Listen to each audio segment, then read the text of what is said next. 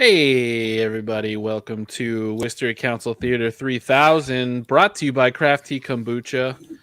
I'm here with Butt Munch Billy Shaner. That's me. Bill, how are we today?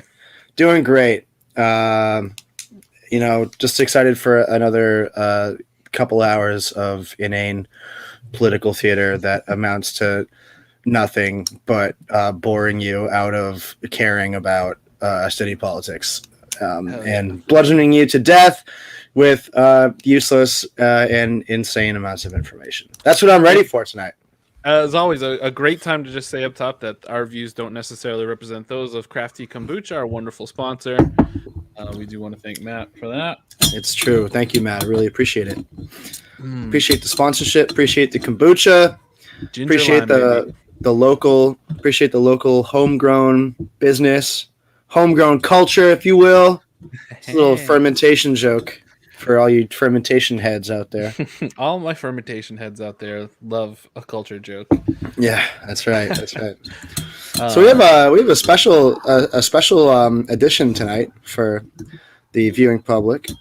And I don't know if she's ready to come on, but looks like we just got the message that we have our new District 5 City Councilor elect Etel. Let's introduce yourself. Give us a little welcome. Etel, Haxhiaj, everybody.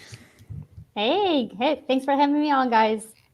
Yeah, of course. I really appreciate you taking the time to come on and to watch your new colleagues with us and see what's going to be happening. But we do have some time before the city council meeting starts. So while you're here, maybe I can ask you what's been on your mind concerning Worcester lately. What have you been following? What do you think is important right now?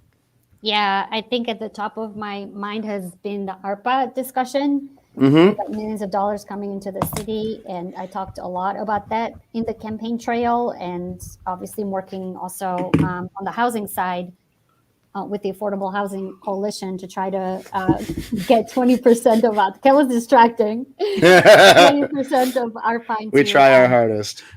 Yeah, housing, preserving and creating affordable housing. That's been at the top of my mind.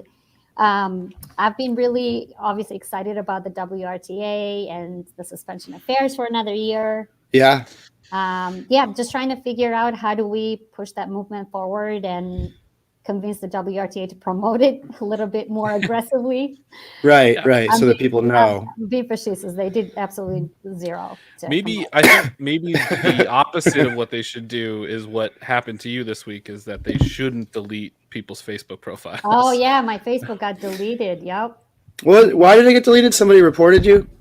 Yeah, it sounded like I got a message that someone reported for the prime suspect for the pictures. Hey Jenny. Hi. Wow, look at you. I love that new look. What'd you do to your hair? Is that the mom look? I don't wash it. Oh, us moms. Yeah. Yeah. I love that you're. Do you want to explain why you got Etel's Facebook deleted? Why did you ban me? Why did you ban me from Facebook? It's my big heel turn. Unbelievable. You could have waited at least 2 weeks after the election.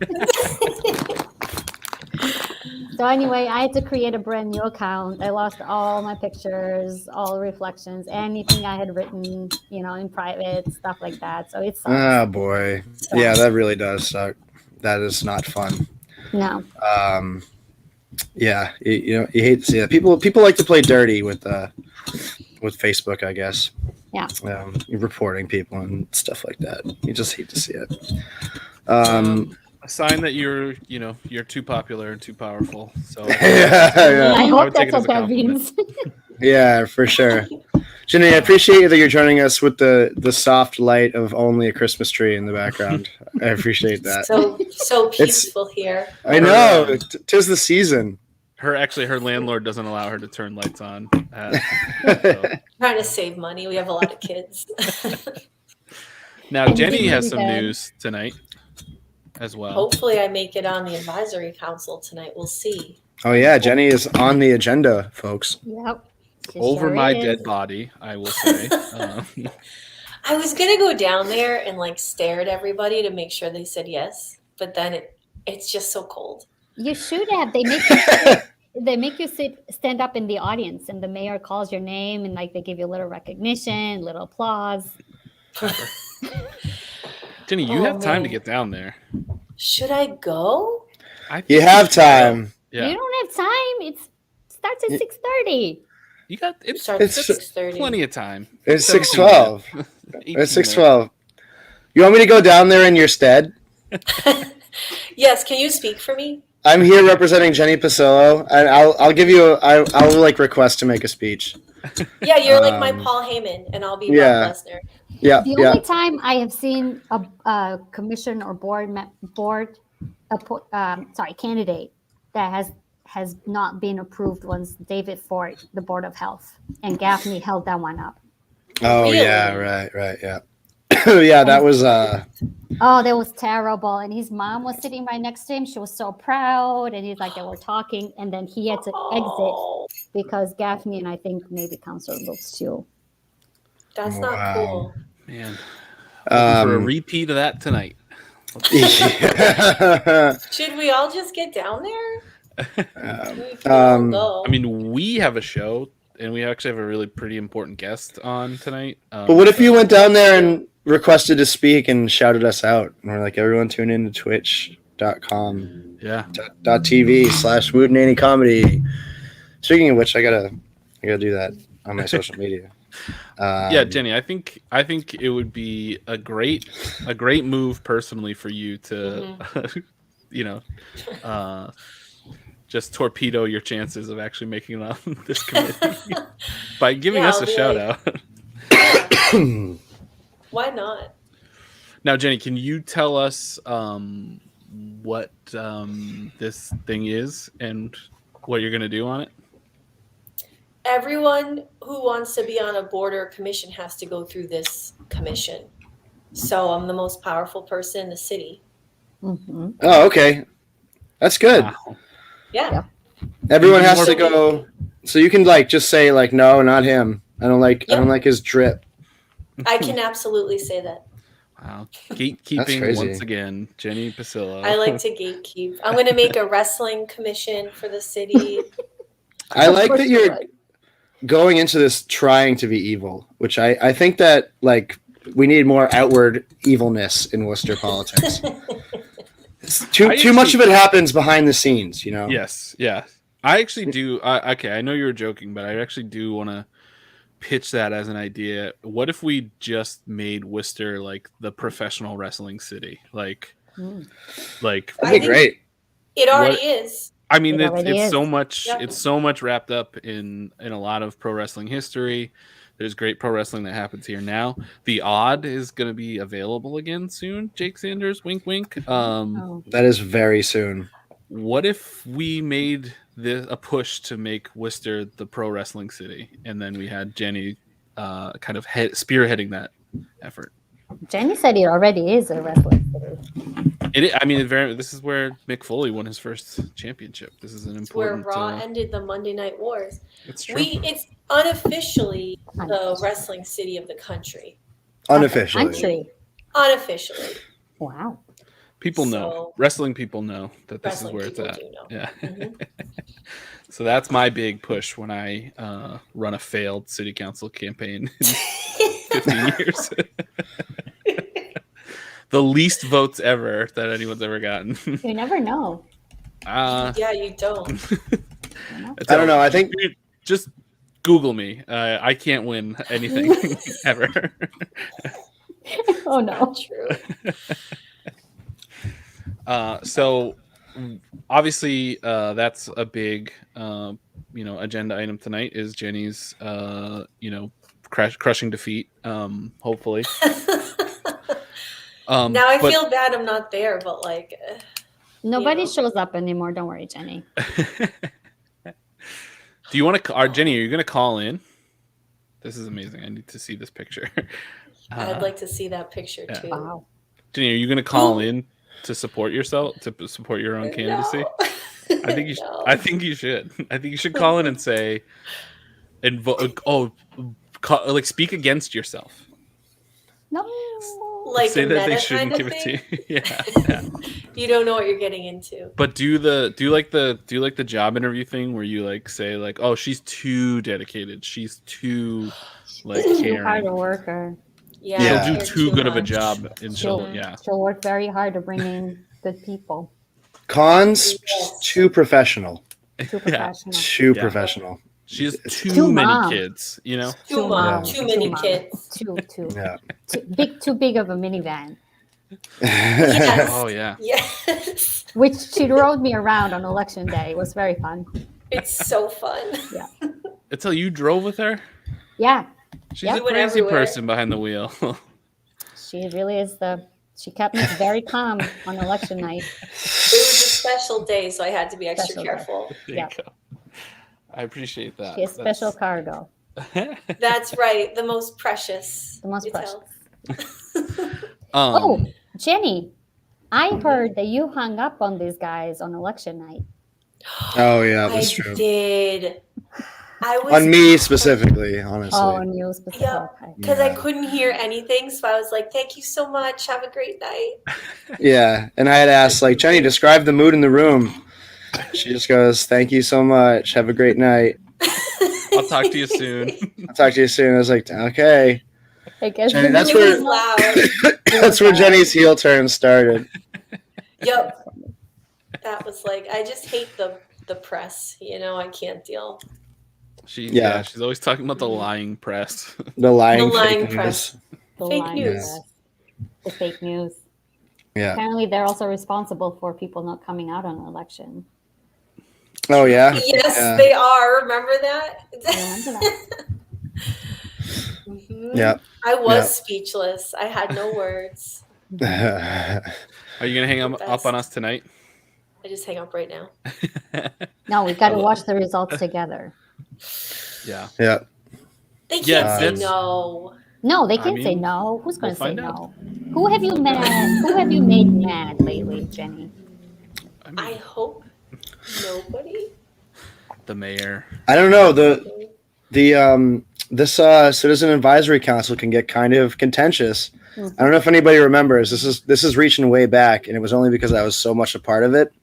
But my old editor at Worcester Magazine, Walter Bird, joined the Citizen Advisory Council when he was still the editor of Worcester Magazine, and it caused a whole big thing because everyone was like, "You can't be in the press and working for the city." And Walter was like, "Yeah, I can."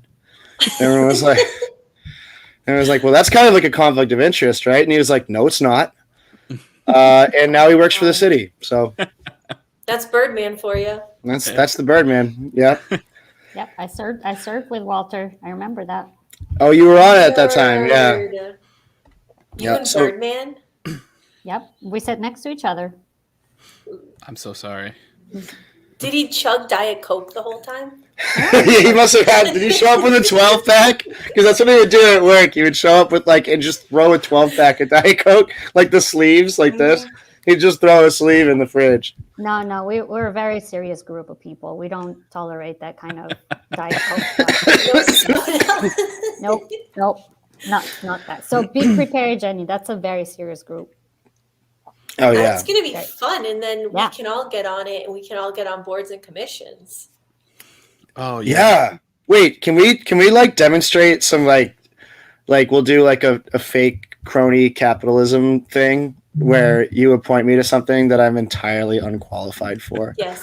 And we'll just and then I'll get the job and quit and be like, see how easy it is? This stuff happens all the time. You think I should be on the expose? You think what am I doing on the sewer commission? If I could be on the sewer commission, anybody could be on the sewer commission. I don't know anything about wetlands. What am I doing on the conservation commission? Oh, the Conservation Commission. Yeah. An important one that talked about Lakeside, remember? Yeah, the conservation commission is extremely important. It's also something no one ever pays attention to. I wish people would, though. That's a low key, a lot of corruption can happen in a conservation commission because they can designate pieces of property that should not be developed to be developed. No. They're yes, they can. Yes, they can. No, not if no one's paying attention. Yeah. It's We like the say, historic commission. Wetlands, lot of interpretation in what a wetland is. In some places, not Worcester, maybe better specifically. recruit some good people in there. That's your job, Jenny. You're going to have to recruit a lot of good people. I think the Conservation Commission is short a member, actually. I'm looking at it now. Our friend Holly, I think, might have just gotten off. Holly is very good. Oh, yeah, for sure. Very knowledgeable. This is an excellent pitch, Molly Cronin. I don't know how to fold paper, though. Is that MASH? MASH is the one that's like this. Right? That's such a good idea. Yeah. I think that's how they do the standing committees, right? Yeah, never have I ever. Right. No, that's the sitting on city council. It's like that. Who you sit next to, you don't have a say. My God. It's all random like that. Oh, yeah, wow. who are you going to sit next to, I wonder?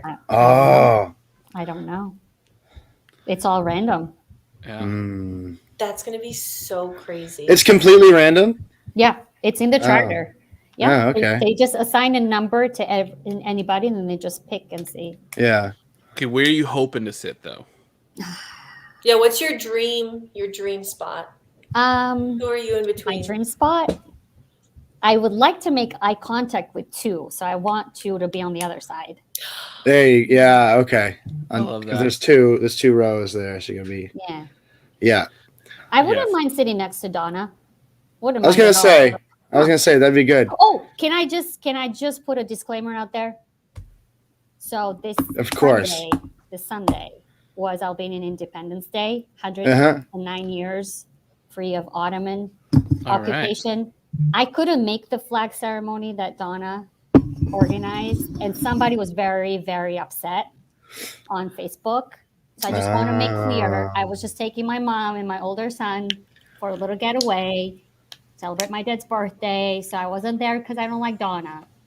Just to make sure people know. Is she Albanian? I thought she was Italian. She's half Albanian and half Italian, I think. It's like a Rachel Dolezal kind of thing. She's stealing Albanian culture. Stealing Albanian valor. All I want to say is that I wasn't there, but I did celebrate with Albanian food and music. Absolutely. So, yes. Family first. That is family you were showing first. your own Albanian independence. I was by doing what you wanted to do. Showing my Albanian values. Family first. Yes, for sure. Hey, so is there any like eyes wide shut style initiation rituals for the city council? Are you going to be hazed in any way? Is there some like secret society? They haven't shared with component. Yet, but I wonder. We do have orientation next week, couple of weeks. So there is an orientation like the same way if you were going to college. Yep. So 2 and I are going to have orientation. That's very interesting. December. You got to play icebreakers. Aww. No icebreakers. Trust falls. Yeah. Trust falls. Mo Bergman will definitely drop you. Do not trust him. Do not trust that guy. Distrust falls. Distrust falls. These pictures are so distracting. They just pop out of nowhere. Yeah, we're trying to scare people. That's what we like to do. Is instill fear. Bill, is there anything that you're looking at tonight beyond the big stuff? Yeah, so there's something about the ShotSpotter program and ShotSpotter Connect especially, which is the artificial intelligence that dictates where police patrols are supposed to go, which is something I've written about a lot in my newsletter. I don't think it's something the city should be employing. And next to that is something from the legal department with an ordinance relative to the use of facial recognition technology and banning it, and also creating a program, or not a program, but a policy where surveillance technologies have to be publicly approved. So that's a good thing.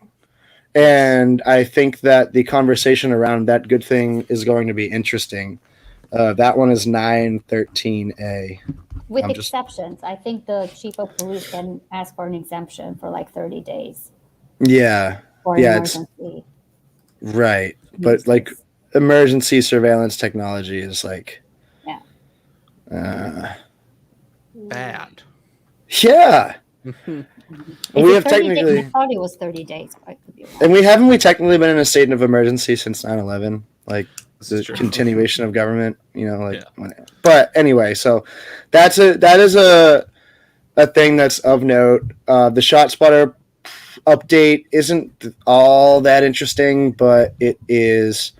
It'll be interesting to see if anybody tries to stop it or curtail the program, which isn't likely, but this would be an opportunity to do that.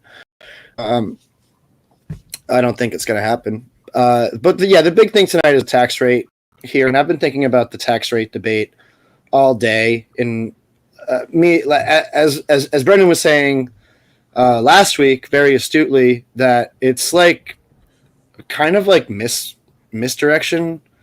It's like it's something that's a political issue in Worcester because of a quirk in the system, but it doesn't really have so much to do with dictating the priorities of a budget overall.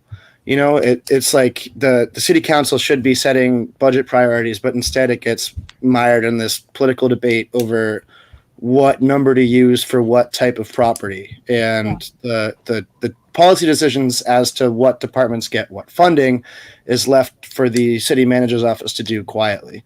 So I think that's something I've really been chewing on, and I think that we'll talk about that as these councilors use their sort of full 5 minutes to explain why they're voting for one number as opposed to the other. And it doesn't really make that much of a difference overall, but it's something that we invest a lot of political capital into, and it's a big deal in Worcester as far as city councilors go. So it's a very interesting thing. How much they'll do only a hearing. They're only doing a hearing. The deliberations is next Tuesday. Right. Okay. Yes. Right. So we'll hear more from like the chamber. And we're going to hear from the Chamber of Commerce and right. Most likely, the Aware Coalition is going to be kind of like we want to feel presidential. They always come out very strongly on that. Yeah. So there's sort of the battle lines are set by the Aware Coalition, which is like they always vote for the lowest possible residential tax rate, and then the Chamber of Commerce being like, well, that's a short-sighted strategy because we have to have, if we had more of a single tax rate, then businesses would be paying less taxes and there'd be more businesses, which I don't know how much merit there even is to that argument, but it's like, it's kind of, the whole thing's just kind of silly. This should be something that's decided by a calculator, not by politicians. All right. And here we are. Etel. Yeah. Can you abolish doing the Pledge of Allegiance and the Star Spangled Banner at the beginning of every meeting? I don't think I can do that, Bill. I don't think so. Can we pick one? Like, yeah, right. Oh, the singing. Does it have to be both? Yeah, I wonder if that's. I don't think I've ever read in the charter that's. I think it's just like part of the decorum, but I'm not sure like why they have both. Yeah, and then who's going to be the asshole that's like, we should stop doing this, right? There's like no point. Yeah, I mean, it's probably not a winning issue for you. No, it's like it's like looking at a landmine on the ground and being like, I wonder if I step on that, it's not going to go off. Well, they'll say I'm a foreigner and I don't love America. Right, exactly. Yeah, exactly. Yeah.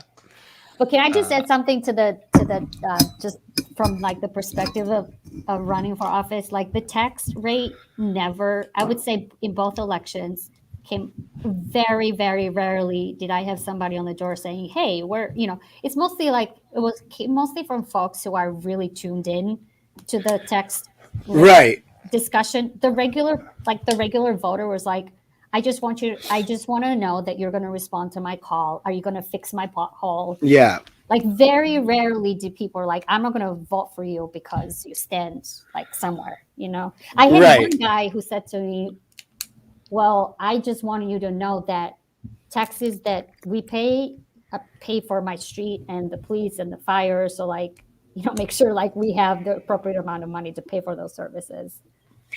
Yeah, I mean, that's what I was getting at last week, Bill, when we were talking in Etel. I think you just nailed more of it. Is we have this bad habit in local government of framing everything in the idea of like a family budget, which is ridiculous because that's not how any part of government works, right? On the federal level, like we literally make money, and on the local level, we have like basically unlimited bonding capacity at a time when money is essentially free.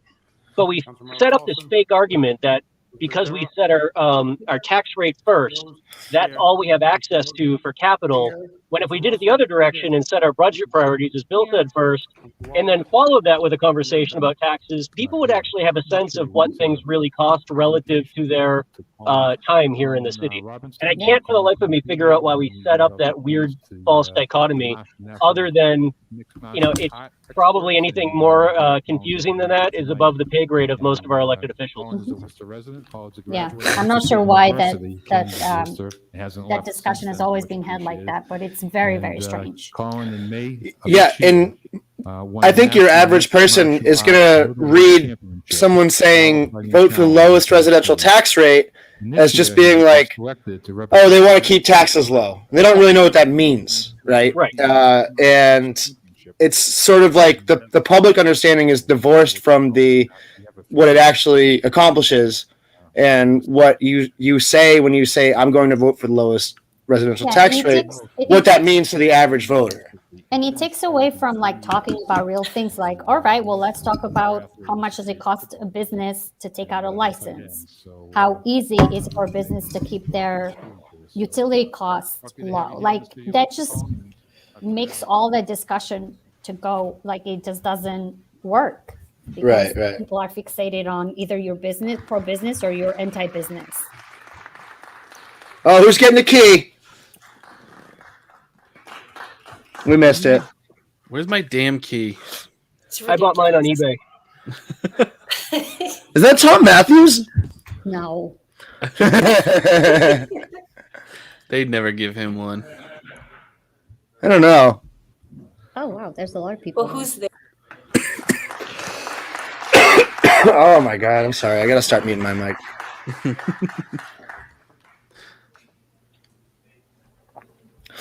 don't even know who it is. It doesn't say.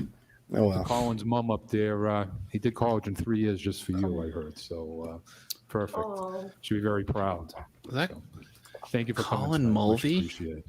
My childhood neighbor? Colin Mulvey. One of the 40 under 40 that opened an underwear company? Whoever this was did mixed martial arts. Okay, I was listening when you guys were next, we'll talking. the minutes. I don't know who he Colin is. played hockey. November 16th. Roll call. Council Bergman? Yes. Council Caloria? Yes. Now, the Council King? roll call is Councilmember alphabetical. Carlson? Yes. Council And Yes. the vote, and the way people take votes is alphabetical. Yes. Council Rose? Yes. Council Rosen? Yes. Council Russell? Yes. Council Toomey? Did you guys Yes. catch that? Rosen heard the wrong name. Mayor Petty? Okay, our next item is He's watching pickleball matches on YouTube right now. participation. Nice of Mo Bergman to join us. Speak on any item on the agenda. This is the time to do it. Person may speak for no more than 2 minutes. All right, we got Item public This is my participation. favorite part. What's your name This is the and city of best. residence? Yep. My name is Ben White, here, City of Worcester. Oh, Ben White. Just going to move very quickly on 9.2A, and I want to speak in favor of the appointment of Jenny Pasillo to the Citizens Advisory Council. I'm only going to take 60 seconds of your time here because I know we have a full agenda, but I just wanted to lend my support here. This kid's a City nerd. Manager's appointment of Jenny Pasillo to the Citizens Advisory Council. My true friend. Jenny is the absolute model of local civic engagement. Aw. She's informed, Aw. engaged, intelligent, principled, and compassionate. Oh, She, Oh in my addition to being the God. mother of 3 children, she's also pursuing yet Was another also degree too busy from to Harvard attend that University. meeting, so she spent Ben in her way. Her commitment to the city is unrivaled and has been proven over and How much did you pay him? Leadership in various So community organizations. nice. Jenny will undoubtedly She's be an covering excellent his addition ticket to the wrestling council, on Thursday. And I'd like to close by reiterating my full-throated support for her appointment. Thank you so much. Oh, thanks, Ben. that was so sweet. Thank you, Mr. That was White. so Anybody else want to sweet. speak? Well, I disagree with him, but well said, Ben. Hilda Ramirez, Worcester, Mass. And we couldn't. I swear to God, this is about you, number, Jenny. But we're here to talk about on the Latino Commission. It's 9.40, Okay. I think. Go ahead. For some reason, it wasn't on the agenda that I have, but I'm here representing. Ben White is a Leon, nice guy. And also representing the So Latino nice. Education Institute to thank everyone, the city manager. So this the is an mayor, and important all one, city the Latino councilors for education, supporting the this Latino Commission. and bringing it forth tonight. They've been working We hope that it will be accepted. a lot. We believe that with the increase of the population, the growth of the Latino I population. missed this one. That this is So an the important Latino, item it's to a, so it's a have new here on the commission. floor. We thank you for so doing they- that. the and we, mayor believe had, the Latino Education is if I'm not committed, mistaken, they had a Latino Education Latino, Institute and Leon to it wasn't called the work Latino with Commission, you but they did a to lot of put work that commission around together and education really and for the benefit all of the residents in this city. who are disparities in right now policing through as the well. pandemic, there's a lot Yeah. of issues I think in that our might be an community, so we offshoot look of forward that, to working and with you. Thank hopefully you. they'll push you. harder Mm, on some of the equity stuff. cool. All right, interesting. Yeah, I'm looking at the That's my agenda friend now. Gina Platanino. Mr. Mayor, She's I'm the here to co-chair of the speak on Affordable behalf Housing of, Coalition. Item number 9.4. My name is Gina Platanino, and I work in the city of Worcester, and I'm here on behalf of Leon. In the summer of 2020, a group of Latino leaders from this city created a multi-sector coalition to discuss the inequalities that negatively affect the Latinos of the city. As a result, the Latino Empowerment Organizing Network, Leon, emerged, filling a void of articulated and strategic organizing, a group of which I'm proud to be a founding and steering committee member. One of the main priorities of this group was the creation of a Latino Commission. We are grateful for the city manager to helping us in taking leadership on this important issue, and we are hopeful that this commission will be a catalyst for system changes to empower partnerships between cities and state government and the diverse Latino communities in the city. I'm delighted that Worcester will be joining the ranks of other municipalities across the country who have also acknowledged that a specific body must be part of a city's administration to meet the needs of a growing large minority and majority population in a state that has been ranked by numerous research as the #1 worst state for Latinos to live in. Mo Bergman here's minority majority and he just goes. Income, education, unemployment, and incarceration. Massachusetts has the Should have worst stayed in my inequality car. between its The white words are like a and cattle prod for him. While Yeah. a typical white household in Massachusetts earns over $82,000 a year. So can I fifth just of say almost something any about state. Gina? The Like median Gina income for has Latino been households is just one of the $39,000. people that has The gap is more than driven the bus 42,000 and the largest of any during state, and nearly COVID. 3 times the Like national she gap. chairs so many Income subcommittees of the inequality, as Worcester well as together. factors such She's as been compensatory pushing like lending and rising on rents all sorts of to reduce levels. the Like difficulty this of owning woman homes is for just here and so Latinos. incredible. And this Like is not just housing statewide, and but in our city food as well. insecurity have been like the biggest. While this data is statewide, we advocacy. hope that She's- this commission she's an will be incredible aimed to be able to person. tackle this inequalities so that Worcester could continue to Interesting. be I might ask you to introduce that me. welcomes all. Mhm. I don't know her.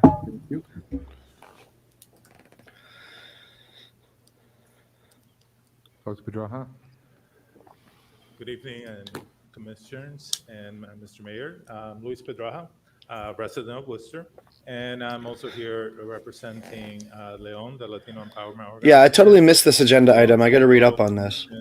Yeah, there aren't a lot of details, and I think that's good. Only because there's folks like have been doing this work with Leon, and they're going to be a key player in pushing for equity around the ARPA funds too. Yeah. My only hope is that they don't get, We are the largest just minoritized recommendations group that sit on in the shelf. Worcester, about 40,000 Yeah. residents strong, and the fastest growing population. Some of us in And teeth. as my other colleagues have pointed out, Yeah. it is one of the most imperiled groups, and Massachusetts has been ranked as the worst place for Latinos in various areas. So I think it's important for us to engage in this work.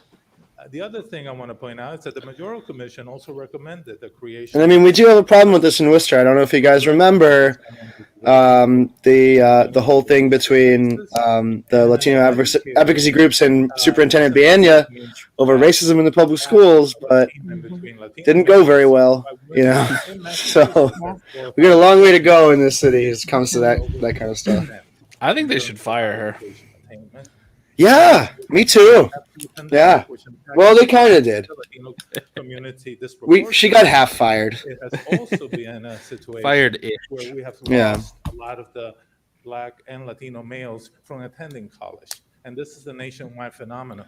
And I think this is also something that would impact our community if we're not able to address some of the issues, which many of them are systemic and issues that are economic. I just have to give shout out to Quincy because they have been doing, they're one of the few places I think that have like a special program for homeless students on campus. I think Worcester State has something similar, but they've been like so good Michael around those Papani, issues. President of the City of Worcester, President of Worcester Firefighters Local 1009. Through the chair to the council, I rise asking you to support item 12I, the allocation of new growth funds to the fire department.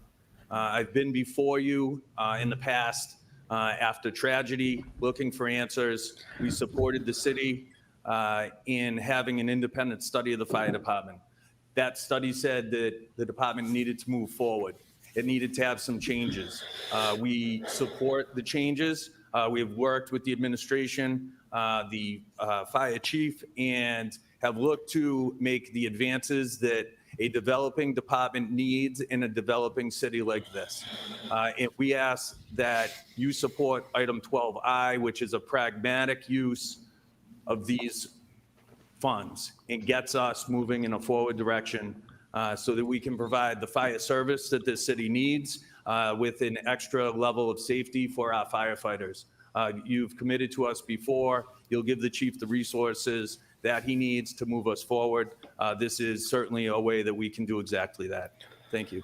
Thank you. The most interesting part about that whole thing is that it calls for like an executive position above the fire chief in the city manager's office, I'm a resident of Worcester. I'm in which is kind of a super chief. Yeah, I don't really know why, but and the possibility of creating a commission. They've been Some of those helpful to us. recommendations though were good. Like we've had many fires in the city and they're like 200 severely families, over underfunded. 70% are Yeah, undocumented. right. It's been really nice working Especially with our them in two various committees, deckers so are I hope like that this is something really, that's established it's been scary. so that we could work together in the future. So yeah, thanks for even bringing preventative stuff like making it easier for here for item people to invest in their properties would be good. Yeah, Bringing the stuff only, up to it's code. interesting during the Human Rights Commission hearings, they asked about the racial equity piece in the fire department, how many folks actually live in the city, how many, like if there's racial representation, and I'm hoping that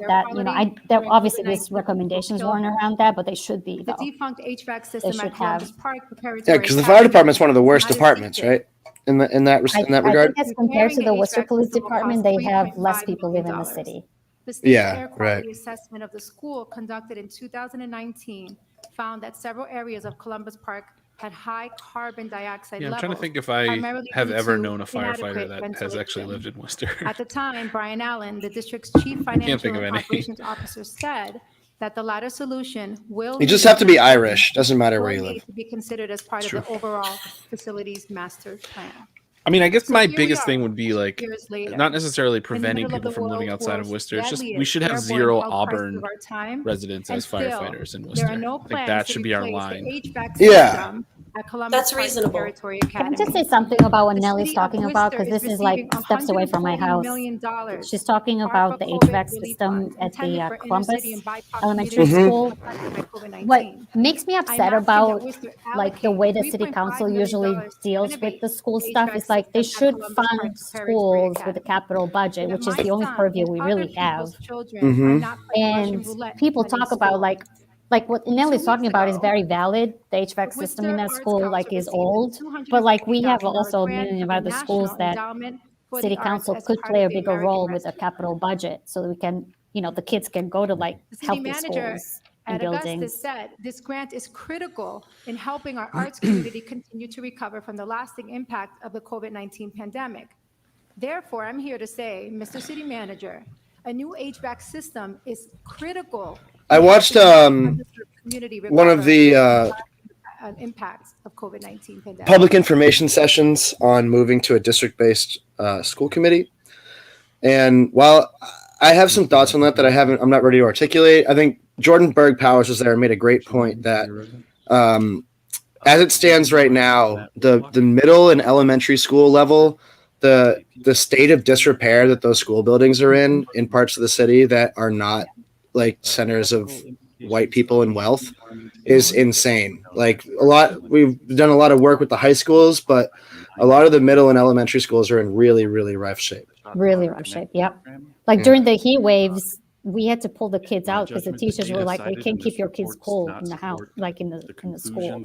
Oh god! And that's just going to become more and more of an occurrence. The trajectory of model crimes has decreased only very slightly. This observation can easily be the product of noise. In fact, the data shows a clear cyclical pattern with periods of low numbers of reported crimes followed by steady increases before dipping down again. The reported downward trend is likely a result of the last week's recorded number happening to be lower than previous weeks. The report does not address the cyclical pattern or the possibility of noise. Next, the report compares raw numbers recorded during Q3 of 2021 to the average of numbers recorded during Q3 of past 5 years. Why are the 2021 numbers not reported as standard deviations? Without knowing the amount of variance in the numbers for the past 5 years, the difference in raw numbers is meaningless. The report is methodologically unsound and therefore gives no indication as to the efficacy of ShotSpotter Connect. To justify the cost, we would need to have a good reason to think that there's been a clear positive effect, and we just don't see that. I'd like to see the council reject this report and ask for it to be redone using better methods. Thank you. Thank you.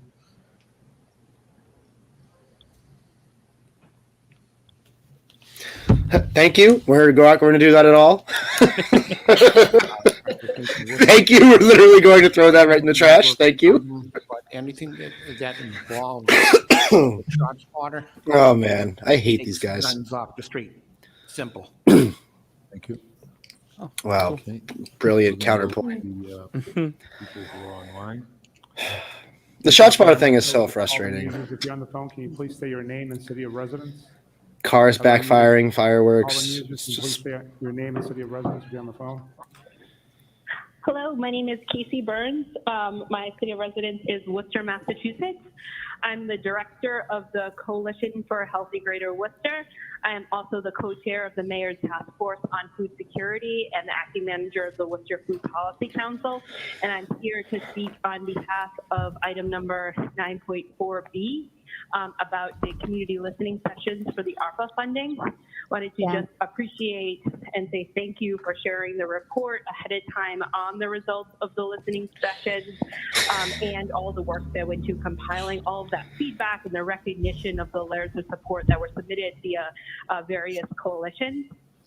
I wanted to, I could speak on behalf of a broad range of issues and would mention the availability and alignment of the use of the Community Health Improvement Plan, which was a community engaged process to identify top priority health strategies for addressing health disparities in our community.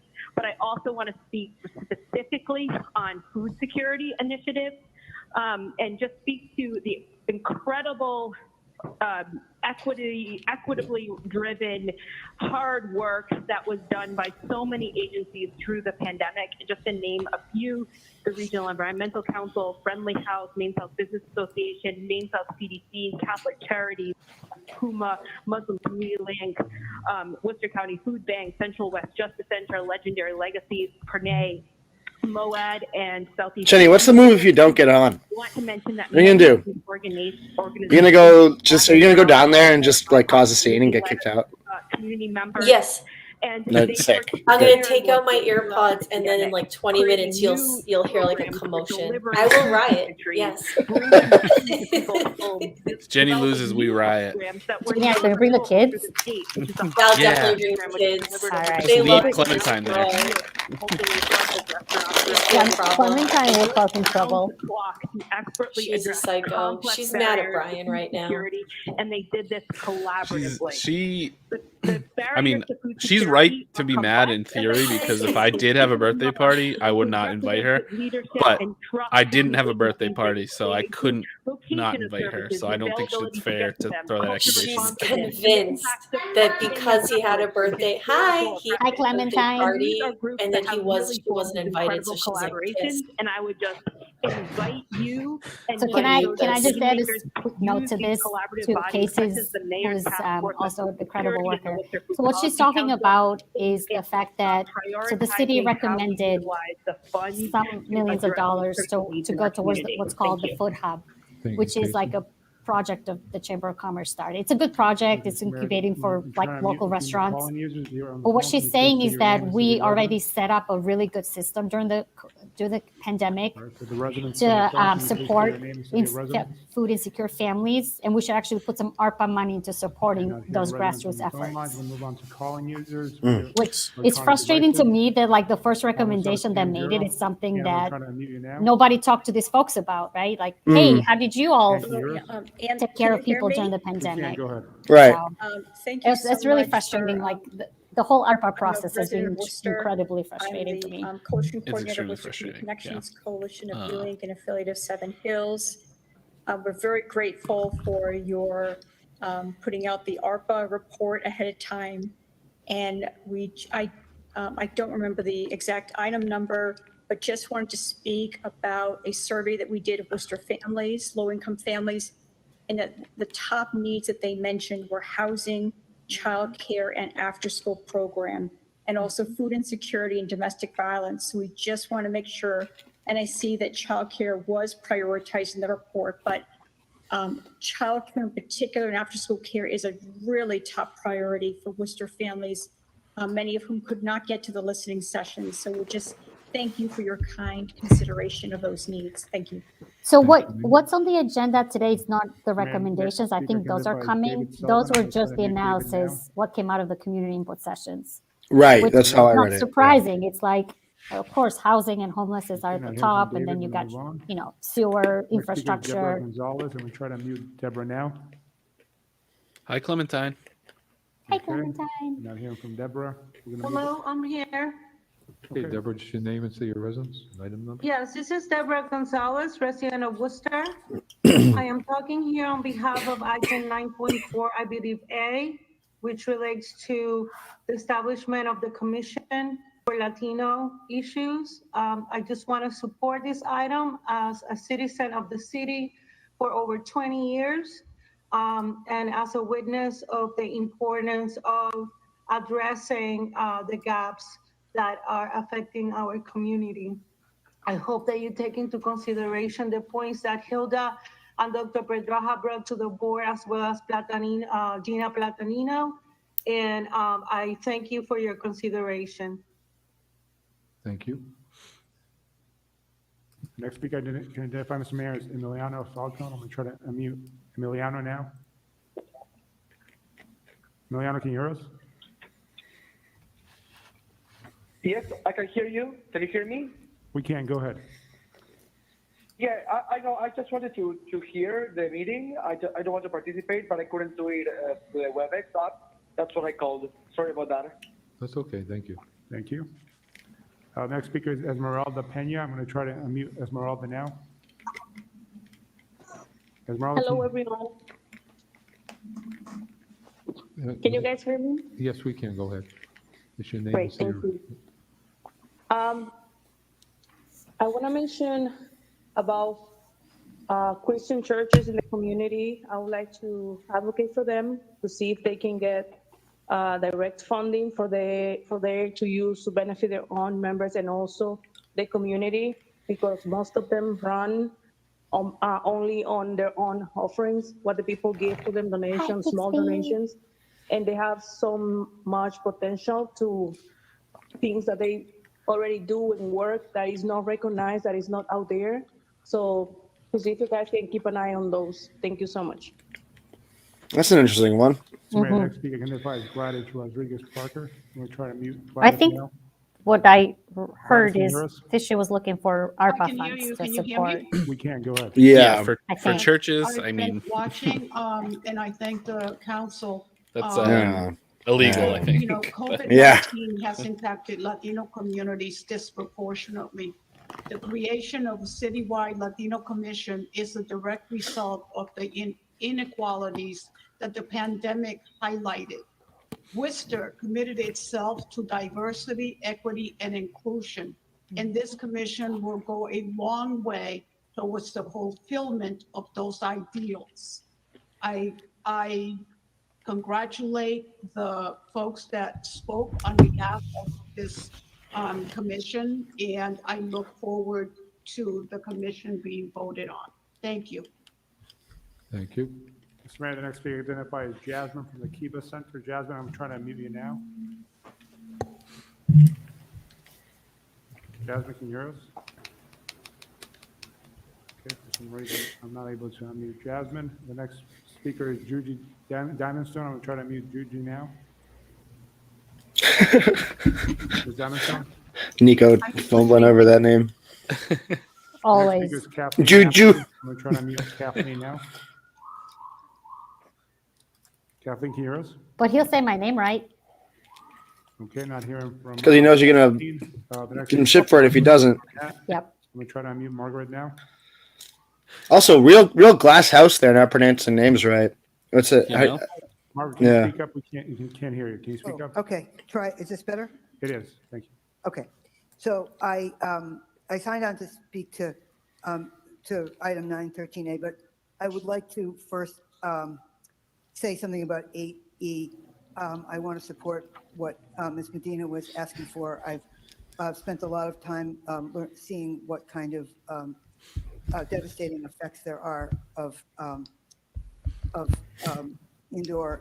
poor indoor air quality and environmental pollutants on people's health. And I think that the investment in fixing that is really crucial. So I want to. That person sounded like they might not understand the nuances of the law and how money. I think it was a well-intentioned request, but just didn't. They didn't really understand how problematic that is. Facial recognition technology has been shown to have to be very poor in accurately identifying. I'm trying to say nicely that they were dumb. Faces that are not white, and so. Well, did I do it? Did I do it? Did I do? I couldn't quite understand where the facial recognition ban was in it, so I hope I'll understand that better when the city manager explains it. I didn't catch that. What did she ask? Whole executive order. She's talking about the facial recognition ban. Somewhat confusing because there seem to be a lot of possible exceptions and ways that it could be that departments could get around it. So I want to say that the reality of this is going to be in the implementation, and that it needs to be monitored very closely to make sure that there aren't departments making exceptions that would result in inappropriate surveillance. But in general, I think it's really important that we do this, and I want to urge the adoption of this ordinance. Okay, thank you. That might be a split vote. Mr. Mayor, the next speaker is Mady Morales. You think I'm gonna so? try to unmute Mady now. Yeah, I can see Mo Bergman and Donna Clorio voting against that. I can see Kate Toomey voting against it. I live in Worcester, Massachusetts. I want to speak in support I think it'll pass, but utilizing ARPA funds for the Black and Brown folks in our community who are greatly affected by COVID. And also as a member of Leon, I'd like to... So this person is making an important point, which I don't think the city has made enough, which is that the feds actually have in their interim rule a section which talks about how municipalities need to outline their equity plan. Yes. So, like, what are going to be the outcomes? How are you going to measure them? Hopefully there will be some if the city manager creates an equity commission, which I'm hearing that he might, but so far there's been zero talk about equity. Right. And that's problematic. Okay, but it'd be nice to retroactively pay for some body camera stuff with this money. Did you see anything on the agenda about that? Nothing, right? No. Yes. Interesting, because he said that passed the last time. We can hear you. Go ahead. They voted, so technically that kind of got passed, in my opinion. I thought. Didn't they vote to hold it? I don't know. I think they voted to hold it. I'm pretty sure. Last I week think Councilor King did, right? Yeah. They held it. Playing in the Right, you're right South about that. basketball, because he stayed home he don't want to go out, moving on. He feels scared they want to lose financial aid. I'll be back in a couple minutes, guys. He Sorry. denied it. He No, being do you think? depressed. So for that, what we're gonna help you, a young boy like that he feel lost his dreams. Okay. Thank you. Thank you. I want to thank you now the Saturday Rivera is good help for the. Oh, the ARPA for the community. And Mr. Mayor, the next speaker is Scott Dennett. I'm going to try to unmute Scott now. Hi, Clementine. Scott, can you hear us? Yes, thank you. Good evening. I'm sorry, I just signed in. I did not ask to speak. Okay. Go ahead, please. Thank you. And Mr. Mayor, the last speaker I can identify is Sean Rainford. I'm going to try to unmute Sean now. Oh, speaking of the Food Hub, John. Sean, can you hear us? That's the executive director, I believe. Yes. Yeah. All right. So not hearing from. Fantastic guy. Great guy. Thank Friend you, of Shaun. Wooten. I live in Rutland, Massachusetts, but Bad work phone, with though. the Worcester Regional Food Hub in Worcester. And, Low service I just in want to Rutland. Say that throughout the pandemic, the Worcester Regional Food Hub has supported many of the previous organizations that were mentioned that have worked for food insecurity, and the work that we would continue to do with the proposed And that would be Wilson. expansion at Union Station would greatly influence our work, which supports immigrant communities, folks of lower income, and would provide greater access to healthy local food for people of all income levels. Thank you. Do you guys know what he's talking about? So, Mr. Mayor, that concludes. He's talking about the Food Hub and the ARPA funds. But they're trying to open up you, everyone. We'll a close new that food part of the hub meeting. underneath Union Continue Station, with the meeting now. and they're Yeah, hoping they're- to get some They're relocating there, I think. 6 bays, I believe is what I heard. 6 bays that can operate all at the same time Awesome. as in a commissary Next is kitchen hearings and style. They would orders. be We're on fantastic 8. for our city. I'm sorry, 6A. Oh, it's a great Motion project. It's open just that, the like, hearing. we're talking about Roll food call. insecurity. The city should have gone to the people that have been Bergman? doing the Yes. work too and be like, Gloria? what do you guys recommend? Yeah, it's a little bit Yeah. of a different thing Carlson? than Councilor Rivera? the issue of direct Yes. food Councilor insecurity. Rose? It's Yeah. I think John, Yes. especially is trying to do a great job of addressing it, but Yes. they're not Councilor Wallace? designed Yes. necessarily for that. Okay. That's Yeah, I Thank think you. that's my feeling Next, too, is that they're a so great we will, incubator and they these do are like conduit it's a good locations small on business Mountain development Street East. project, but Any like why did it opposed? get priority Any over, opposed to this say, item? the Motion COVID is to hot meals close the program hearing that's been going on for to, like over adopt. 18 months now? Councilor Bergman? Yes. Councilor Yeah. Gloria? Yes. Councilor question. King? Yes. and Councilor I think Carlson? I think that they would do Councilor Rivera? Sean would do his best Councilor to Rose? address Councilor those Rosen? things if Yeah. that was Councilor the direction Russell? they're going. Yes. But Mr. Toomey? as he even Yes. said in his comments, Councilor there Waller? are Yes. organizations that have already been doing this. Yeah. We need to make sure that we're 7A and folding them B, into the and process also at the very least, if not just 9.28A, the Exactly. tax giving it over to classification them. hearing. So Yeah, by at least like statute, fold them in the this- process. This night And, is the you know, there's hearing enough on money the, to tax fund classification these for the programs. Like public. they've been doing So if anybody's good job with wants to very speak little tonight, they're more funds. than welcome. Yes, However, we will yeah. be taking a vote next week at the council meeting on the tax classification. Welcome, And Brendan. of course, Hey, how's it people want going? to come to Hey, the mic Brendan. for Hello, sir. public participation, you're more than welcome to do it then too. So seeing nobody, Oh. we are going to hold. This was totally 7A, stolen, by the way. 7B, And if I told you who stole this and delivered it to me, it would blow your mind. You would never believe it. It was Etel, wasn't it? It was me. Not Just too blame it far on off, me. but 8A, we refer to the Public Works Committee. It was Clementine. B, we're It's refer to traffic and Clementine. parking. Ugh, always They- Clementine. Those collectively, roll call. I have this, Brendan. Councilor Bergman? Somehow they actually go together. I'm not quite sure, but they do work Yes. together. Councilor King? Yes. Councilor Carlson? Yes, main self. Councilor I Rivera? absolutely agree with that. Yes. I absolutely agree Councilor with that. Rose? Yes. Councilor Rosen? Yes. Councilor Russell? Yes. Councilor Toomey? Yes. Councilor Wally? Yes. Yes, the Mayor whole Pettis. COVID meal program has been absolutely a lifesaver for many people. Grandon, request the council, request the manager, ask the Worcester colleges purchase 50 tickets per family for events and shows at the DU Center or Polo Park on a continued basis to donate to the Worcester organizations to be distributed to single-parent households, households on Uh-oh. fixed financial support, and households which lack extra monies to afford for their children. And also Michael Grandon requests city council, requests city manager, explore the feasibility of adding a 50 cents education fee to all DCU Hi, Bixby. and Polo Park events to be earmarked for the school committee to use. And Mr. Grandon. Mr. Mayor, if you like, I can try Michael Grandoni again. Mr. Grandoni, can you hear us? Look at this. Look at this Christmas card we got. This is ridiculous. I'll trade it. Not hearing from Mr. Grandoni. We'll send that to the manager. Both of those items. Roll call. Councilor Bergman? Yes. Councilor Calorio? Yes. Councilor King? Yes. Councilor Carlson? Yes. Councilor Rivera?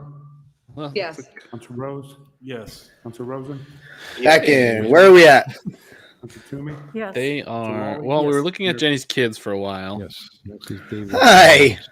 Requested the city council, city manager consider the ARPA funds to fix the broken HVAC system at the Columbus Park Preparatory Academy, which is estimated to cost $3.5 million to repair more than the entirety of its annual building rehabilitation budget. Okay, so Mrs. Slack, is that you? Okay, you get to go ahead. Great. My name is David Slacken. I'm a resident of the Columbus Park. This guy again. This guy, he's dressed so sharp. Yeah. We're a well-tailored suit. He's my neighbor. Oh, yeah? He lives like 2 streets away from me. I need to meet him for coffee. Yeah. And city are our city's most precious and fragile resources. It is unacceptable that students, faculty, and staff at Columbus He Park. dresses sharp every time. Yeah. He always seems like he's running for something. Yeah. He's definitely looking. In addition to a broken HVAC system, a 2019 inspection of the school detected elevated levels of carbon dioxide, and educators have long complained of musty smells related to mold emanating from the building. Elevated carbon dioxide levels are often a symptom of poor ventilation and air circulation, and can cause physiological symptoms like fatigue, headaches. What's with the public safety presence tonight? Are they just flexing for in preparation of budget talks? There's a couple public safety items on. They're okay. Worcester Fire Department, I think. Small particulate matter, They're here for a held item about the plan to make the department safer. Oh, nice. Okay. 12I. Seems like they've gotten the word that it's actually going to be talked about tonight. Has a much higher incidence of asthma amongst its students compared to. And that still seems to have pretty wide support within the department, right? 2016 to 2017. Yeah, I believe so. I haven't heard otherwise. Students were diagnosed with pediatric asthma, which is twice the state average. That's true. We do have the highest pediatric asthma in the Normal belt. conditions are not a luxury we can afford. As we are Yeah, quickly that's a years into the ongoing COVID. that's a bigger deal than it's made out to be, I think. Yeah, Oh, for sure. I'm thinking about this in the context of all the people that are, get very worked up over the SROs and talking about their children's safety and why we've consistently had these issues in the schools in the city. And not I mean, I know why, but it's still crazy that, I mean, look at City View. We like teachers getting cancer for years, and $5 million, which is more than the there, you barely ever hear about stuff like that. And, right. Obviously this is a huge one too.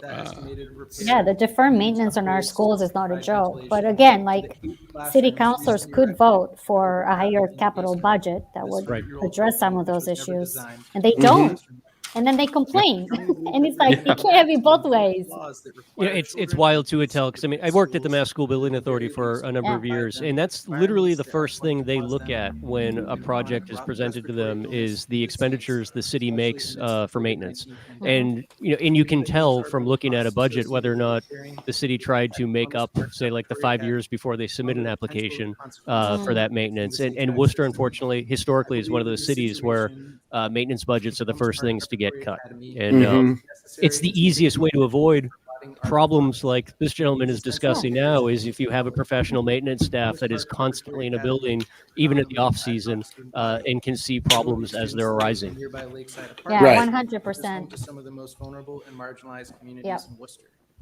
And what he's talking about, it's not just an issue at Columbus Park. Like my kid's school had issues with lead in the water. Like the reports are like crazy scary.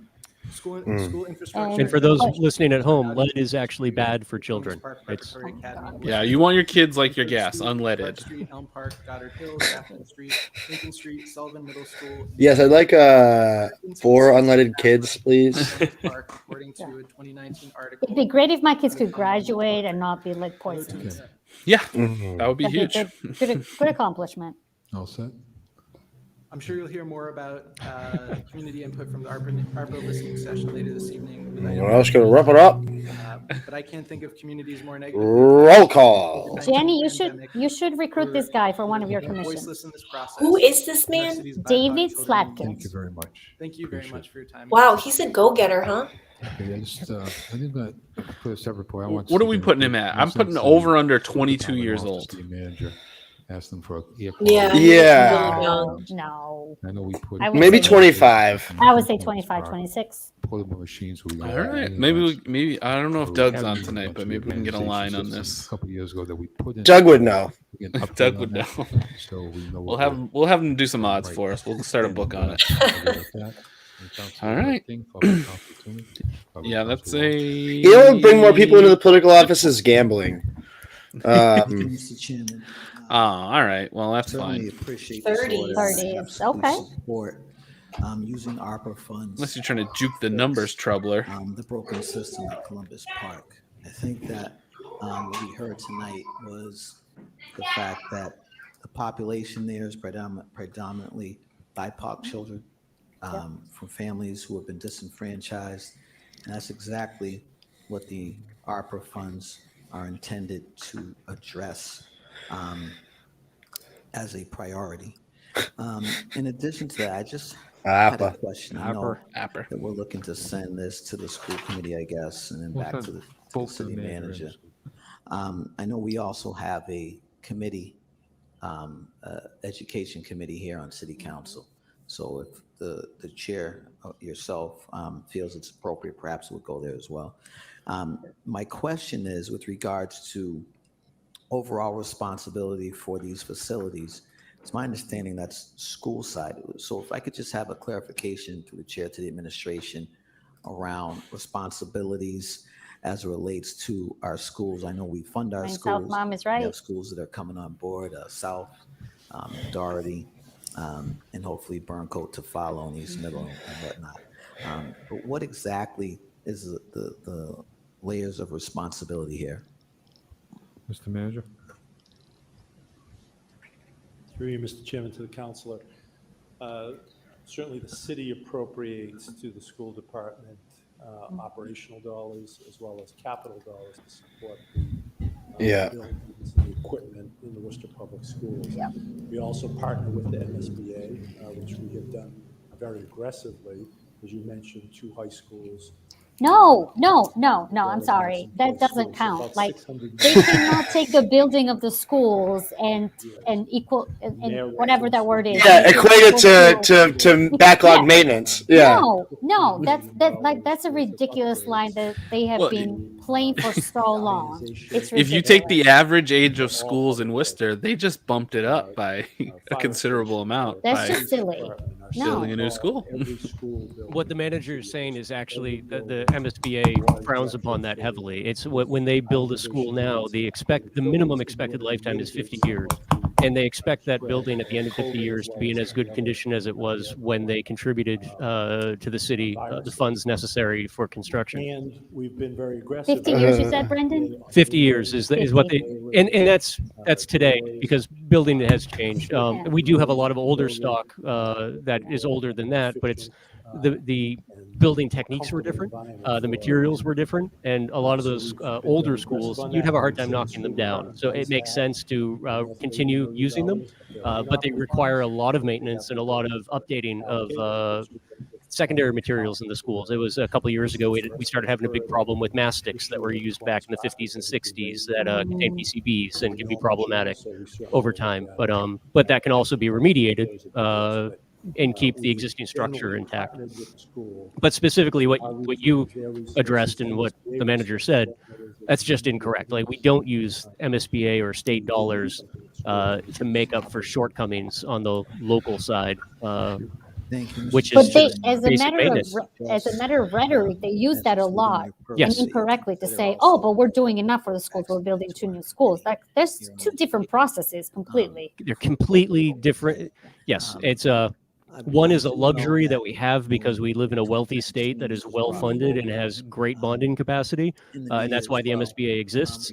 The other is a local responsibility that the council is responsible for to provide the necessary maintenance and capital dollars to maintain our existing structures. So we're approaching the third. Wait, so you could say that the city manager appointing himself the adult in the room is deliberately lying to the city council as a way of shirking the responsibility for maintaining school buildings? I would actually say there's still to this day a gross misunderstanding of how the relationship between the local government and the MSBA, which is an authority, right? So I mean, technically, it's an entity outside of state government in the way it's structured, and understanding that relationship. It's not just a gift, right? It's actually a process that multiple communities out of the 351 and multiple regional districts are all competing for a limited amount of dollars, and we are lucky when we get those. It's not something that we should just expect. If there's a way as well. Yeah. Thank you for explaining that, because that took me some time to understand. But I'm like, why are they keep doing the same line? That's not accurate. And the counselors also play the same line. And Etel, for what it's worth, I mean, before or after the inauguration, I mean, I'll be happy to make some introductions. The people at the MSBA in particular, they love meeting folks from the local side of things to walk them through their process because for just this reason. It is a very confusing, convoluted process, and it's easier for them when the people on the local side actually know what they're getting into. And we've done this enough now where we should. I don't think we do.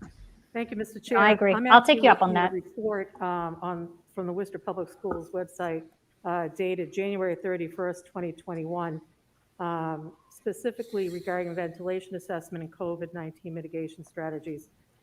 There was it was prepared by Knowles Architects. Face masks available on It does Councilor address, Toomey's ET site. Many issues. Check it out. Support her. Mechanical ventilation report. She was the only one that gave 2 and I a hug. And they come up with an Aw. executive study. They talk Was about she wearing her mask? three She was just trying to sell it. different issues: pre and post purge ventilation, increased ventilation, and improved filtration, for which they go into deep detail later on. In I the wish she'd report. stop playing like in Candy addition to Crush that, while she's they speaking. talked That's about You know my she's favorite. watching us right now. Yeah.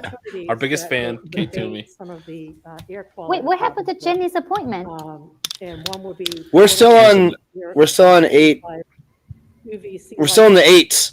Oh, that hasn't come up yet. I think I'm next. Oh my gosh, I just skipped. We're still in, hold on, the Columbus Park, yeah, 8E is what we're on right now. Where are we on? And then Jenny is next, 9A. It's a very comprehensive report, and I think a lot's been. Motion to hold. The whole crew's here now. Out there. So if we find out what they've done. I don't understand what Kate's doing here. Yeah, She's I was like, asking the same question. What is she talking what's the about? point? You're out of your element, Donnie.